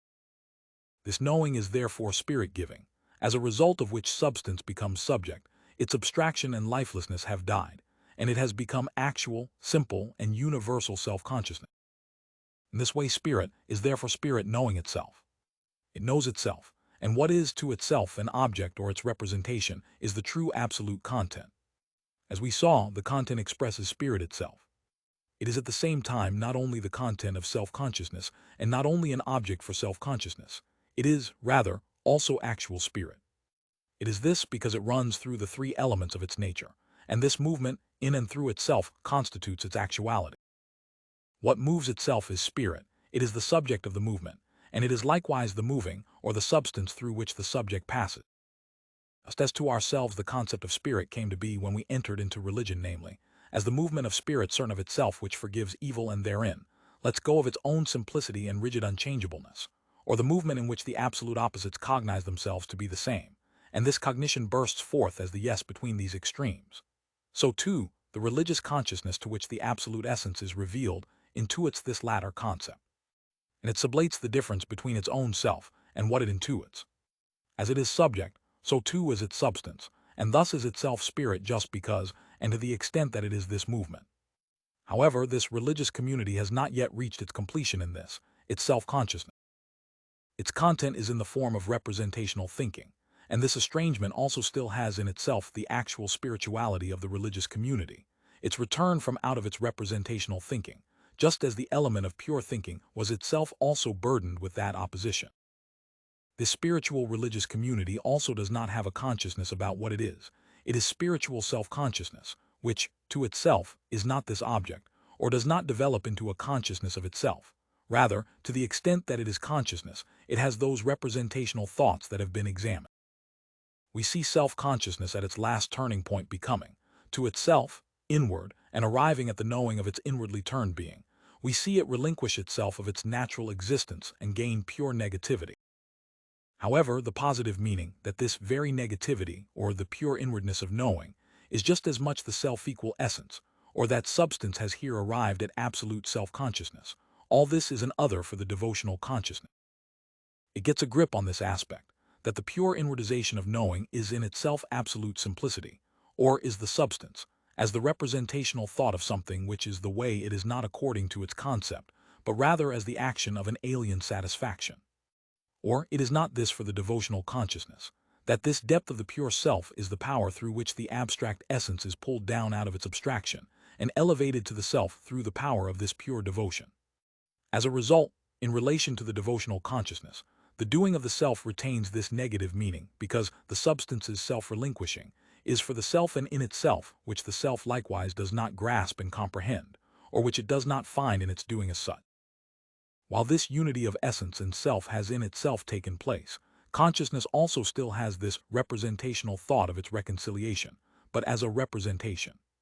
It achieves satisfaction as a result of externally adding to its pure negativity the positive meaning of the unity of itself with essence.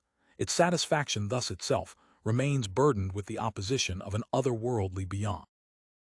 Its own reconciliation therefore enters into its consciousness as something remote, something far away in the future, just as the reconciliation which the other self achieved appears as something remote in the past. Just as the singularly individual divine man has a father existing in itself and only an actual mother, so too the universal divine man, the religious community, has as its father its own doing and knowing, but for its mother it has eternal love, which it only feels but does not intuit in its consciousness as an actual immediate object. Its reconciliation consequently is in its heart, but it is still estranged from its consciousness, and its actuality is still fractured. What enters into its consciousness as the in itself, or the aspect of pure mediation, is the reconciliation which lies in the otherworldly beyond, but what appears as current, as the aspect of immediacy and of existence, is the world, which still has to await its transfiguration. The world is indeed in itself reconciled with the essence, and it is indeed known of that essence that it no longer cognizes the object as self-alienated, but cognizes it as the same as itself in its love. However, for self-consciousness, this immediate present does not yet have spiritual shape. The spirit of the religious community is in its immediate consciousness still separated from its religious consciousness, which indeed declares that in itself these two are not supposed to be separated, but that they have become an in itself which is not realized, or which has not yet become an equally absolute being for itself. #DD Absolute Knowing Roman 8. Absolute knowing, the spirit of revealed religion, has not yet overcome its consciousness as such, or, what amounts to the same thing, its actual self-consciousness is not the object of its consciousness. Spirit itself, and the moments differentiated in it generally belong to representational thinking and the form of objectivity. The content of the representational thinking is absolute spirit, and the sole remaining issue is that of sublating this mere form, or instead, because the form belongs to consciousness as such, its truth must have already resulted from the shapes consciousness has assumed. The overcoming of the object of consciousness is not to be taken one-sidedly, as showing that the object is returning into the self, but rather, it is to be taken more determinately, both that the object as such exhibited itself to the self as vanishing, as well as being instead the self-relinquishing of self-consciousness that posits thinghood, and that this self-relinquishing does not only have a negative meaning, but rather a positive one as well, and not only for us, or in itself, but also for self-consciousness itself. For self-consciousness, the negative of the object or its self-sublating has as a result a positive meaning. Self-consciousness knows this nullity of the object as a result, on the one hand, of self-consciousness relinquishing itself of itself. For in this self-relinquishing, it posits itself as object, or, on account of the inseparable unity of being for itself, it posits the object as itself. On the other hand, there is at the same time thereby this other moment, that self-consciousness has equally as well also sublated this self-relinquishing and this objectivity, and it has taken them back into itself. Thus in its otherness as such, it is at one with itself. This is the movement of consciousness, and in that movement, consciousness is the totality of its moment. Consciousness must likewise conduct itself towards the object according to the totality of its determination, and have come to grips with the object according to each of those determinations. This totality of its determinations makes the object in itself into a spiritual essence, and for consciousness, it becomes this in truth through the grasping of each of its singular determinations as a determination of the self, or through the spiritual conduct mentioned above. The object is therefore in part immediate being, or a thing per se, something which corresponds to immediate consciousness. In part it is a coming to be the other of itself, its relation or being for another and being for itself, the determinateness which corresponds to perception, and in part it is essence or the universal which corresponds to the understanding. The object as a whole is the syllogism, or the movement of the universal into singular individuality by way of determination, as well as the converse movement from singular individuality to the universal by way of sublated singularity, or determination. Consciousness must therefore know the object as itself according to these three determinations. However, we are not speaking here of knowing as a pure conceptual comprehension of the object.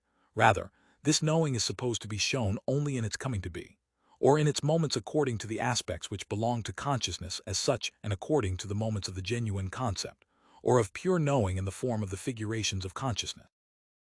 For that reason, the object does not yet appear in consciousness as such as the spiritual essentiality in the way that we just expressed it, and the conduct of consciousness in regard to the object is neither that of considering it in this totality as such, nor that of considering it in its purely conceptual form.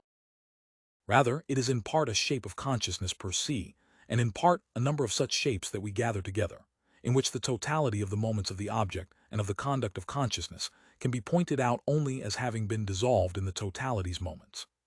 Consequently, for the grasp of the object as that grasp is in the shape of consciousness, one needs only to recall the previous shapes of consciousness which have already come before us. Thus, with regard to the object, insofar as it is immediate and is an indifferent being, we saw observing reason seeking and finding itself in these indifferent things, i.e., as consciously aware of its doing as external doing as much as it is consciously aware of the object only as an immediate object. We also saw its determination at its highest point, expressed in the infinite judgment that the being of the eye is a thing, namely, as a sensuous immediate thing. If the eye is called the soul, then it is also represented as a thing, but as an invisible, infallible, etc. thing, and therefore in fact not represented as immediate being, and not as what is understood to be a thing at all. Taken in that way, that former judgment is spiritless, or instead spiritlessness itself. However, according to its concept, it is in fact the richest in spirit, and this, its inner, which is not yet present in the concept, is what is expressed in the two other moments which are still to be examined. Thing is I, in fact, in this infinite judgment, the thing is sublated. Thing is nothing in itself, it only has any meaning in relationships, only through the I and its relation to the I. In fact, this moment emerged for consciousness in pure insight and enlightenment. Things are purely and simply useful, and are only to be considered according to their utility. The culturally formed and educated self-consciousness, which traversed the world of self-alienated spirit, has through its self-relinquishing created the thing as itself. It thus still retains itself in the thing, and it knows the thing to have no self-sufficiency, or it knows that the thing is essentially only being for other, or because it knows that it has fully expressed the relationship, or what here solely constitutes the nature of the object, the thing thus counts, to the cultured consciousness, as a being for itself. It thus expresses sensuous certainty as absolute truth, but it expresses this being for itself as itself a moment which only disappears and passes over into its opposite, into being for an other in the sense of being at the disposal of another.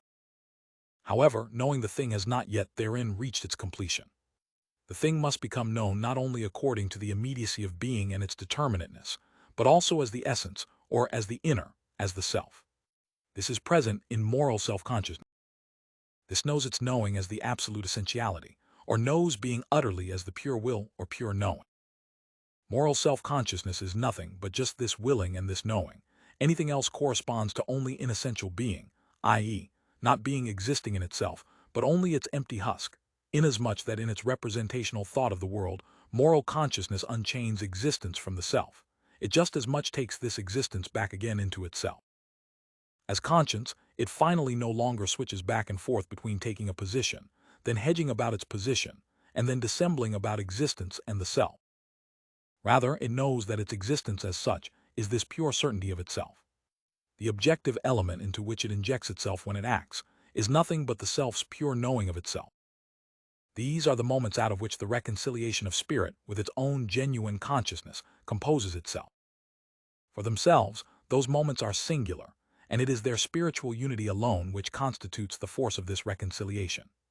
However, the last of these moments is necessarily this unity itself, and, as it has become clear, it in fact combines them all into itself. Spirit, certain of itself in its existence, has as the element of its existence nothing but this knowing of itself, nothing but its expression that what it does out of the conviction of duty, and that this, its language, is what makes its acting count as valid. Acting is both the first division existing in itself of the simplicity of the concept, and the return from out of this division. This first movement rolls over into the second, while the element of recognition posits itself as simple knowing of duty in contrast to the difference and the estrangement which lie in action as such. And in this manner, it forms an ironclad actuality confronting action. However, in forgiveness we saw how this hardness itself drains itself and then relinquishes itself. For self-consciousness, actuality as well as immediate existence therefore have here no other meaning than that they are pure knowing, as determinate existence, or as a relation, is that which is standing over against itself partly a knowing of this purely singular self, and partly a knowing of knowing as universal. At the same time, it is therein posited that the third moment, universality, or the essence, counts only as knowing for each of the two which are confronting the other. They finally sublate the empty opposition which still remains, and they are the knowing of the I equals I, this singular individual self which is immediately pure knowing, or is the universal. This reconciliation of consciousness with self-consciousness is thereby shown to have been brought about from two sides, at one time in the religious spirit and again in consciousness itself as such. They are differentiated from each other in that the former is this reconciliation in the form of being in itself, the latter in the form of being for itself. As they have been examined, they initially come undone from each other. In the order in which the shapes of consciousness came before us, consciousness had partly come around to the singular moments of that order, and their unification long before religion had given its object the shape of actual self-consciousness. The unification of both aspects has not yet been shown. That unification wraps up this series of shapes of spirit, for in its spirit arrives at the point where it knows itself not only as it is in itself, or according to its absolute content, and not only as it is for itself according to its contentless form, or according to the aspect of self-consciousness. Rather, it knows itself as it is in and for itself. However, this unification has in itself already come to pass, indeed in religion, in the return of representational thought into self-consciousness, but it has not come to pass according to its genuine form, for the religious aspect is the aspect of the in itself which stands in contrast to that of self-consciousness. The unification thus belongs to this other aspect, which in that opposition is the aspect of the reflective turn into itself, and is what contains both itself and its opposite not only in itself, or in a general way, but also for itself, or as developed and differentiated. Both the content, as well as the other aspect of self-conscious spirit to the extent that it is the other aspect, are now present in their completeness and have been pointed out. The unification that is still lacking is the simple unity of the concept. This concept is itself also already present in the aspect of self-consciousness, but just as it previously came before us, it has, like all the other moments, the form of being a particular shape of consciousness. It is that part of the shape of self-certain spirit which comes to a standstill in its concept, and which was called the beautiful soul.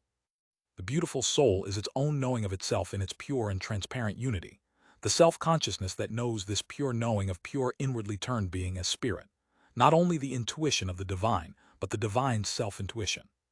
While this concept steadfastly holds itself in opposition to its realization, it is the one-sided shape which we saw not only disappear into thin air, but also positively relinquish itself and move forward. Through this realization, this steadfast insistence on oneself on the part of that objectless self-consciousness, or the determinateness of the concept in contrast to its fulfillment, is sublated.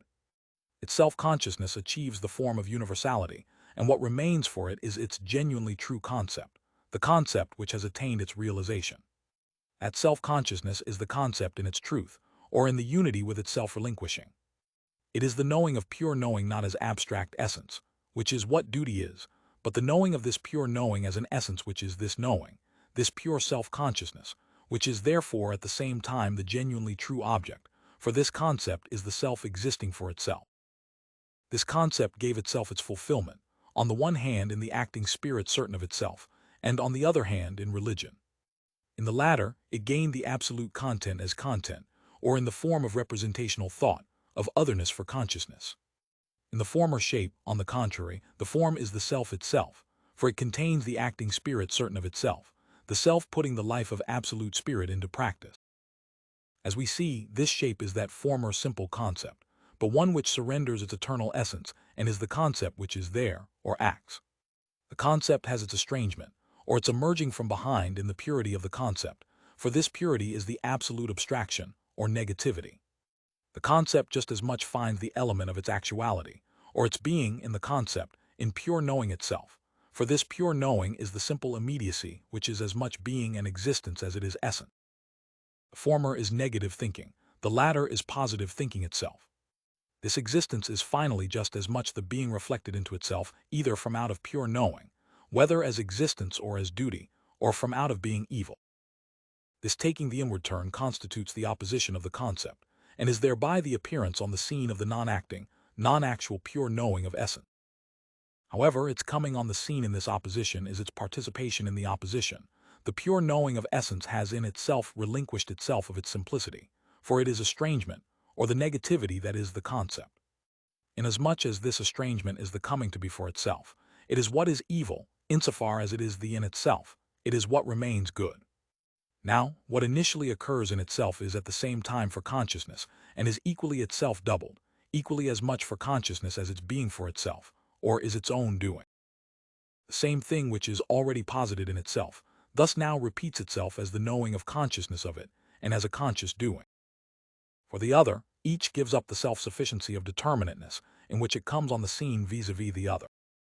This giving up of self-sufficiency is the same renunciation of the one-sidedness of the concept which in itself constituted the beginning, but it is henceforth its own renunciation, just as the concept which it renounces is its own concept. As negativity, that former in itself of the beginning is in truth just as much the mediated in itself, and it therefore now posits itself as it is in truth, and as the determinateness which each has in itself, and for the other, the negative is self-sublated. One of the two parts of the opposition is the inequality between inwardly turned being in its singular individuality and universality. The other is the inequality between its abstract universality and the self. The former dies unto its being for itself, relinquishes itself and confesses. The latter disavows the rigidity of its abstract universality, and thereby dies unto itself devoid of liveliness and its unmoved universality. The result is that the former replenishes itself through the moment of universality which is the essence, and the latter replenishes itself through the universality which is the self. Through this movement of acting, spirit, which is only spirit because it is there, because it elevates its existence into thoughts and thereby into the absolute opposition, and because it then returns into itself just through, and in that opposition, comes forth as the pure universality of knowing which is self-consciousness, as the self-consciousness which is the simple unity of knowing. What in religion was content, or the form of representing another, is here the self's own doing. The concept makes it binding that the content is that of the self's own doing. For this concept is, as we see, the knowing of the self's doing within itself as all essentiality and all existence, the knowing of this subject as substance, and of the substance as this knowing of its doing. Our sole contribution here is partly to gather together the singular moments, each of which in its principle exhibits the life of the whole spirit, and partly to hold on to the concept in the form of the concept, whose content would already itself have yielded to these moments and to the form of a shape of consciousness. This last shape of spirit is that of absolute knowing, the spirit which at the same time gives to its complete and true content the form of the self, and as a result realizes its concept as well as remaining within its concept in this realization. It is spirit knowing itself in the shape of spirit, or it is comprehending conceptual knowing. Here truth is not only in itself completely the same as certainty, but it also has the shape of certainty of itself, or it is in its existence, which is to say, for the knowing spirit in the form of knowing itself. Truth is the content, which in religion is not as yet the same as its certainty. However, this equality consists in the content receiving the shape of the self. As a result, what has come to be the element of existence, or the form of objectivity, is for consciousness what the essence itself is, namely, the concept. Spirit appearing to consciousness in this element, or what amounts to the same thing here, what is therein engendered by it, is science. The nature, moments, and movement of this knowing have thus turned out to be such that this knowing is the pure being for itself of self-consciousness. It is the I, which is this I and no other, and it is just as much the immediately mediated, or the sublated, universal I. It has a content that it differentiates from itself, for it is pure negativity, or the self-estranging, it is consciousness. In its differences, this content is itself the I, for it is the movement of itself sublating itself, or the same pure negativity which is the I. The I is in that content as differentiated, as having taken a reflective turn into itself. The content is as a result only conceptually comprehended when, in its otherness, the I is at one with itself. More determinately stated, this content is nothing but the very movement just spoken of, for the content is the spirit that traverses through itself, indeed for itself as spirit in its having the shape of the concept in its objectivity. However, with regards to the existence of this concept, science does not appear in time and in actuality until spirit has reached this consciousness about itself. As the spirit that knows what it does not exist any earlier, nor does it even exist anywhere at all until after it has completed the labor of compelling its incomplete shapes to provide for its consciousness the shape of its essence, and in this manner to bring its self-consciousness in balance with its consciousness. The spirit existing in and for itself differentiated into its moments is knowing existing for itself, is conceptually comprehending per se, which as such has not yet reached the substance, or is not in itself absolute knowing. Now, in actuality, the substance that is knowing is there earlier than the form, or the conceptual shape of the substance that is knowing. For the substance is the still undeveloped in itself, or the ground and concept in its still unmoved simplicity, and it is therefore the inwardness, or the self of spirit which is not yet there. What is there is the still undeveloped simple and immediate, that is, the object of representational thinking consciousness per se. Cognizing, because it is spiritual consciousness, is that to which what is in itself is only to the extent that it is as being for the self and being of the self, or is concept. For this reason cognizing initially has only a meager object in contrast, to which the substance and the consciousness of this substance are richer.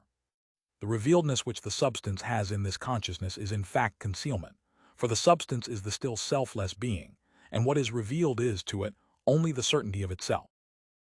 Hence, initially it is only the abstract moments which belong to substance's self-consciousness. However, while as pure movements these moments impel themselves forward, self-consciousness enriches itself until it has wrested the entire substance from consciousness and has absorbed into itself the entire structure of the substance's essentialities.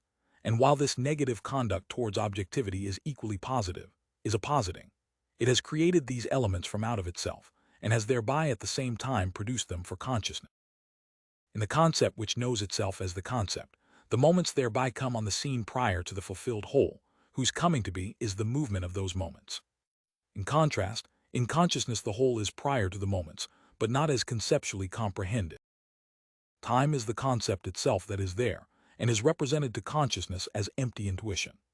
Consequently, spirit necessarily appears in time, and it appears in time as long as it does not grasp its pure concept, which is to say, as long as it does not erase time. Time is the pure self externally intuited by the self, but not grasped by the self. It is only the intuited concept. As this concept grasps itself, it sublates its temporal form, conceptually comprehends the intuiting, and is conceptually comprehended and conceptually comprehending intuiting. Time thus appears as the destiny and necessity of the spirit that is not yet completed within itself. It appears as the necessity to enrich the participation self-consciousness has in consciousness and to set into motion the immediacy of the in itself, the form in which the substance is in consciousness.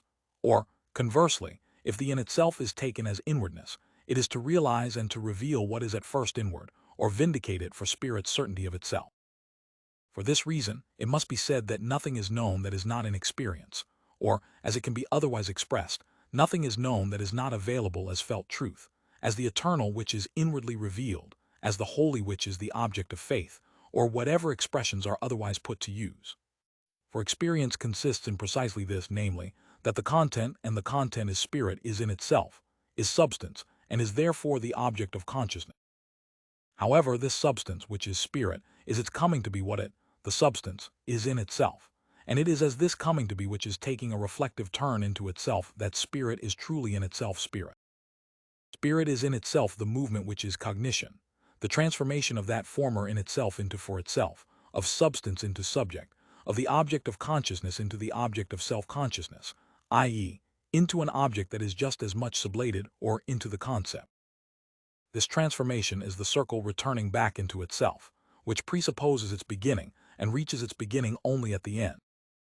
Inasmuch as spirit, therefore, is necessarily this differentiating within itself, its intuited whole confronts its simple self-consciousness, and since that whole is what is differentiated, it is thus differentiated into its intuited pure concept, into time, and into the content, or into the in itself. Substance, as subject, has in it the initial inward necessity of exhibiting itself in its own self as what it is in itself, as spirit. The completed objective exhibition is at the same time only the reflection of substance, or substance becoming the self. Hence, as long as spirit has not in itself brought itself to completion as the world spirit, it cannot attain its completion as self-conscious spirit. For that reason, the content of religion expresses what spirit is earlier in time than science does, but it is science alone which is spirit's true knowing of itself. The movement of propelling forward the form of its self-knowing is the work which spirit accomplishes as actual history. The religious community, inasmuch as it is initially the substance of absolute spirit, is the coarse consciousness which has an existence all the more harsh and barbaric as its inner spirit is deeper, and whose dull and expressionless self has an even more difficult labor in dealing with its essence, with the alien content of its consciousness.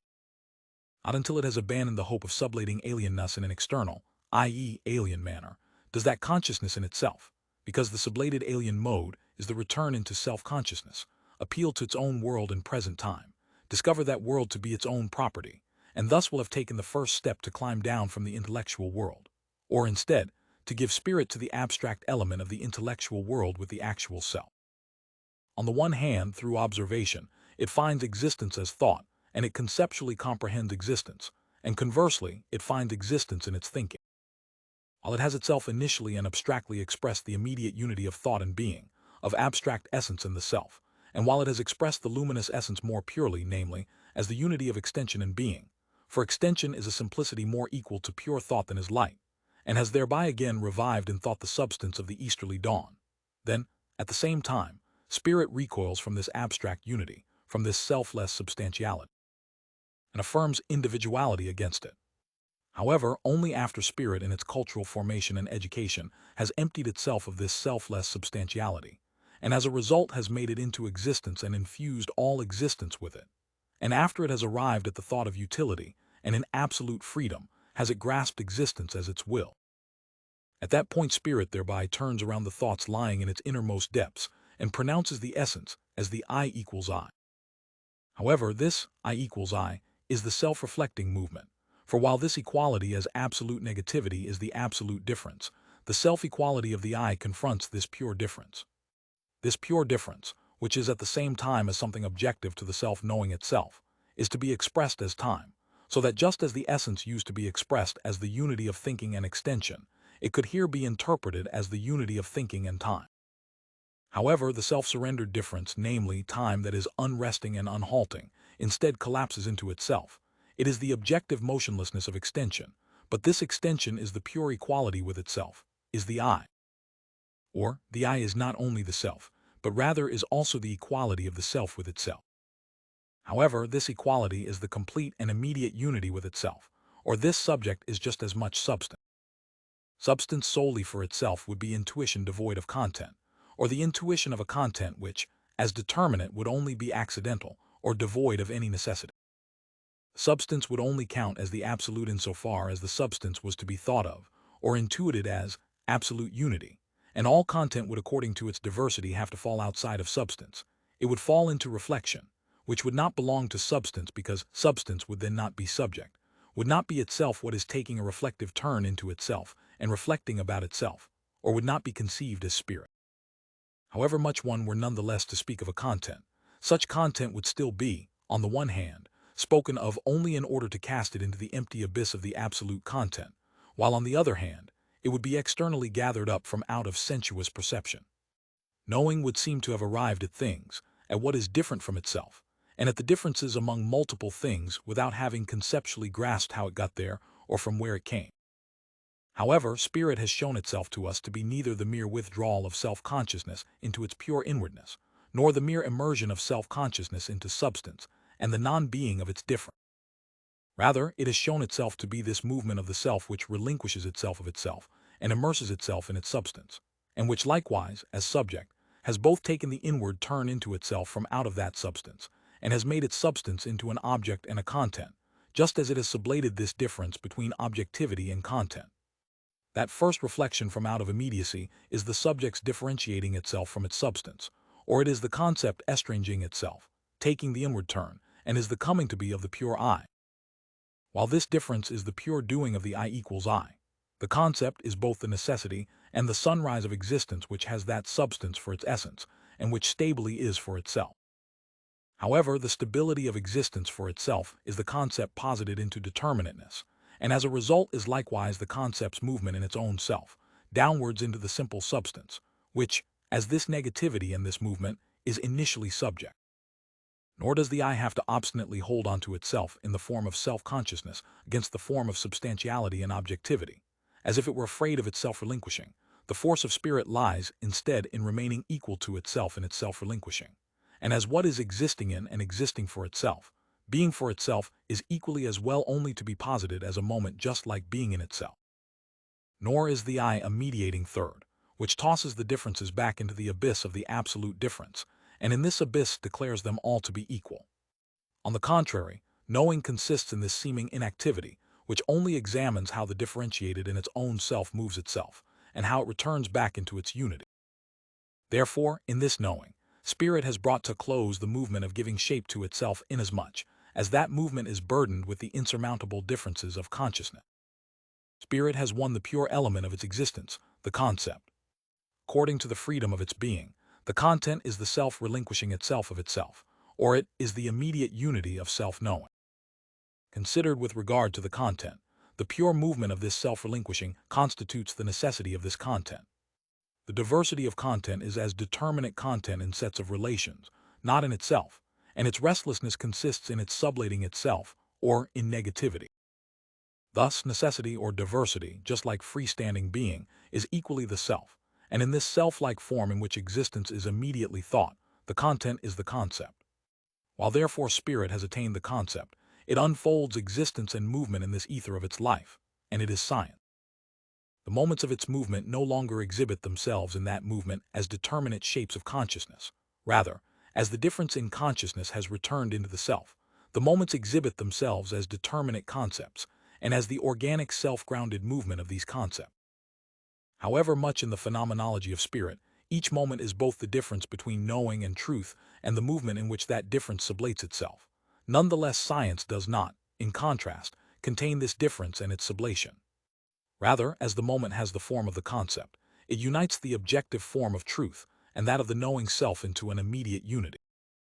The moment does not come on the scene as this movement of passing to and fro from consciousness, or from representational thought, into self-consciousness, and then back again. Rather, the pure shape liberated from its appearance in consciousness, the pure concept in its further forward movement, depends solely on its pure determinate.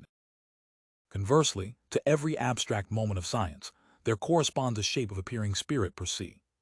Just as existing spirit is not richer than science, so too spirit in its content is no poorer. To cognize the pure concepts of science in this form, namely, in which they are shapes of consciousness, is what constitutes the aspect of their reality. According to that reality, their essence, the concept, which is posited in that reality in its simple mediation as thinking, breaks up and separates the moments of this mediation and exhibits itself according to their inner opposition. Science contains within itself this necessity to relinquish itself of the form of the pure concept and to make the transition from the concept into consciousness. For self-knowing spirit, just for the reason that it grasps its own concept, is an immediate equality with itself, which in its differences is the certainty of the immediate, or is sensuous consciousness, the beginning from which we started. This release of itself from the form of its own self is the highest freedom and the highest assurance of its knowing of itself. Nonetheless, this relinquishing is still incomplete. It expresses the relation of self-certainty to the object, an object which, just by being in the relation, has not yet attained its full freedom. Knowing is acquainted not only with itself, but also with the negative of itself, or its limit. Know its limit means to know that it is to sacrifice itself. This sacrifice is the relinquishing in which spirit exhibits its coming to be spirit in the form of a free contingent event, and it intuits outside of itself its pure self as time and likewise intuits its being as space. This final coming to be nature is its living, immediate coming to be. Nature, or relinquished spirit, is in its existence nothing but this eternal relinquishing of its stable existence, and the movement which produces the subject. However, the other aspect of spirit's coming to be, history, is that knowing self-mediating coming to be, the spirit relinquished into time. However, this relinquishing is likewise the relinquishing of itself. The negative is the negative of itself. This coming to be exhibits a languid movement and succession of spirits, a gallery of pictures, of which each, endowed with the entire wealth of spirit, moves itself so slowly because the self has to take hold of and assimilate the whole of this wealth of its substance. While its consummation consists in spirits completely knowing what it is, in spirit knowing its substance, this knowing is its taking the inward turn in which spirit forsakes its existence and gives its shape over to recollection. In taking the inward turn, spirit is absorbed into the night of its self-consciousness, but its vanished existence is preserved in that night, and this sublated existence, the existence which was prior but is now newborn from knowing, is the new existence, a new world and a new shape of spirit. In that new shape of spirit, it likewise has to begin all over again without prejudice in its immediacy, and from its immediacy, to rear itself again to maturity, as if all that had preceded it were lost to it, and as if it were to have learned nothing from the experience of the preceding spirits. However, that inwardizing recollection has preserved that experience. It is what is inner, and it is in fact the higher form of substance. However much, therefore, this spirit begins its cultural formation and education all over again, and seems to start only from itself, still it is at the same time making its beginning at a higher level. The realm of spirits, having formed itself in this way in existence, constitutes a sequence in which one spirit replaced the other, and each succeeding spirit took over from the previous spirit the realm of that spirit's world. The goal of the movement is the revelation of depth itself, and this is the absolute concept. This revelation is thereby the sublation of its depth, or its extension, the negativity of this I existing inwardly in itself, which is its self-relinquishing or its substance, and is its time. In its own self, this self-relinquishing relinquishes itself, and in that way is in its extension as well as in its depth in the self. The aim, absolute knowing, or spirit knowing itself as spirit, has its path in the recollection of spirits as they are in themselves, and are as they achieve the organization of their realm. Their preservation according to their freestanding existence appearing in the form of contingency is history, but according to their conceptually grasped organization, it is the science of phenomenal knowing. Both together are conceptually grasped history. They form the recollection and the Golgotha of absolute spirit, the actuality, the truth, the certainty of its throne, without which it would be lifeless and alone. Only out of the chalice of this realm of spirits foams forth to him his infinity.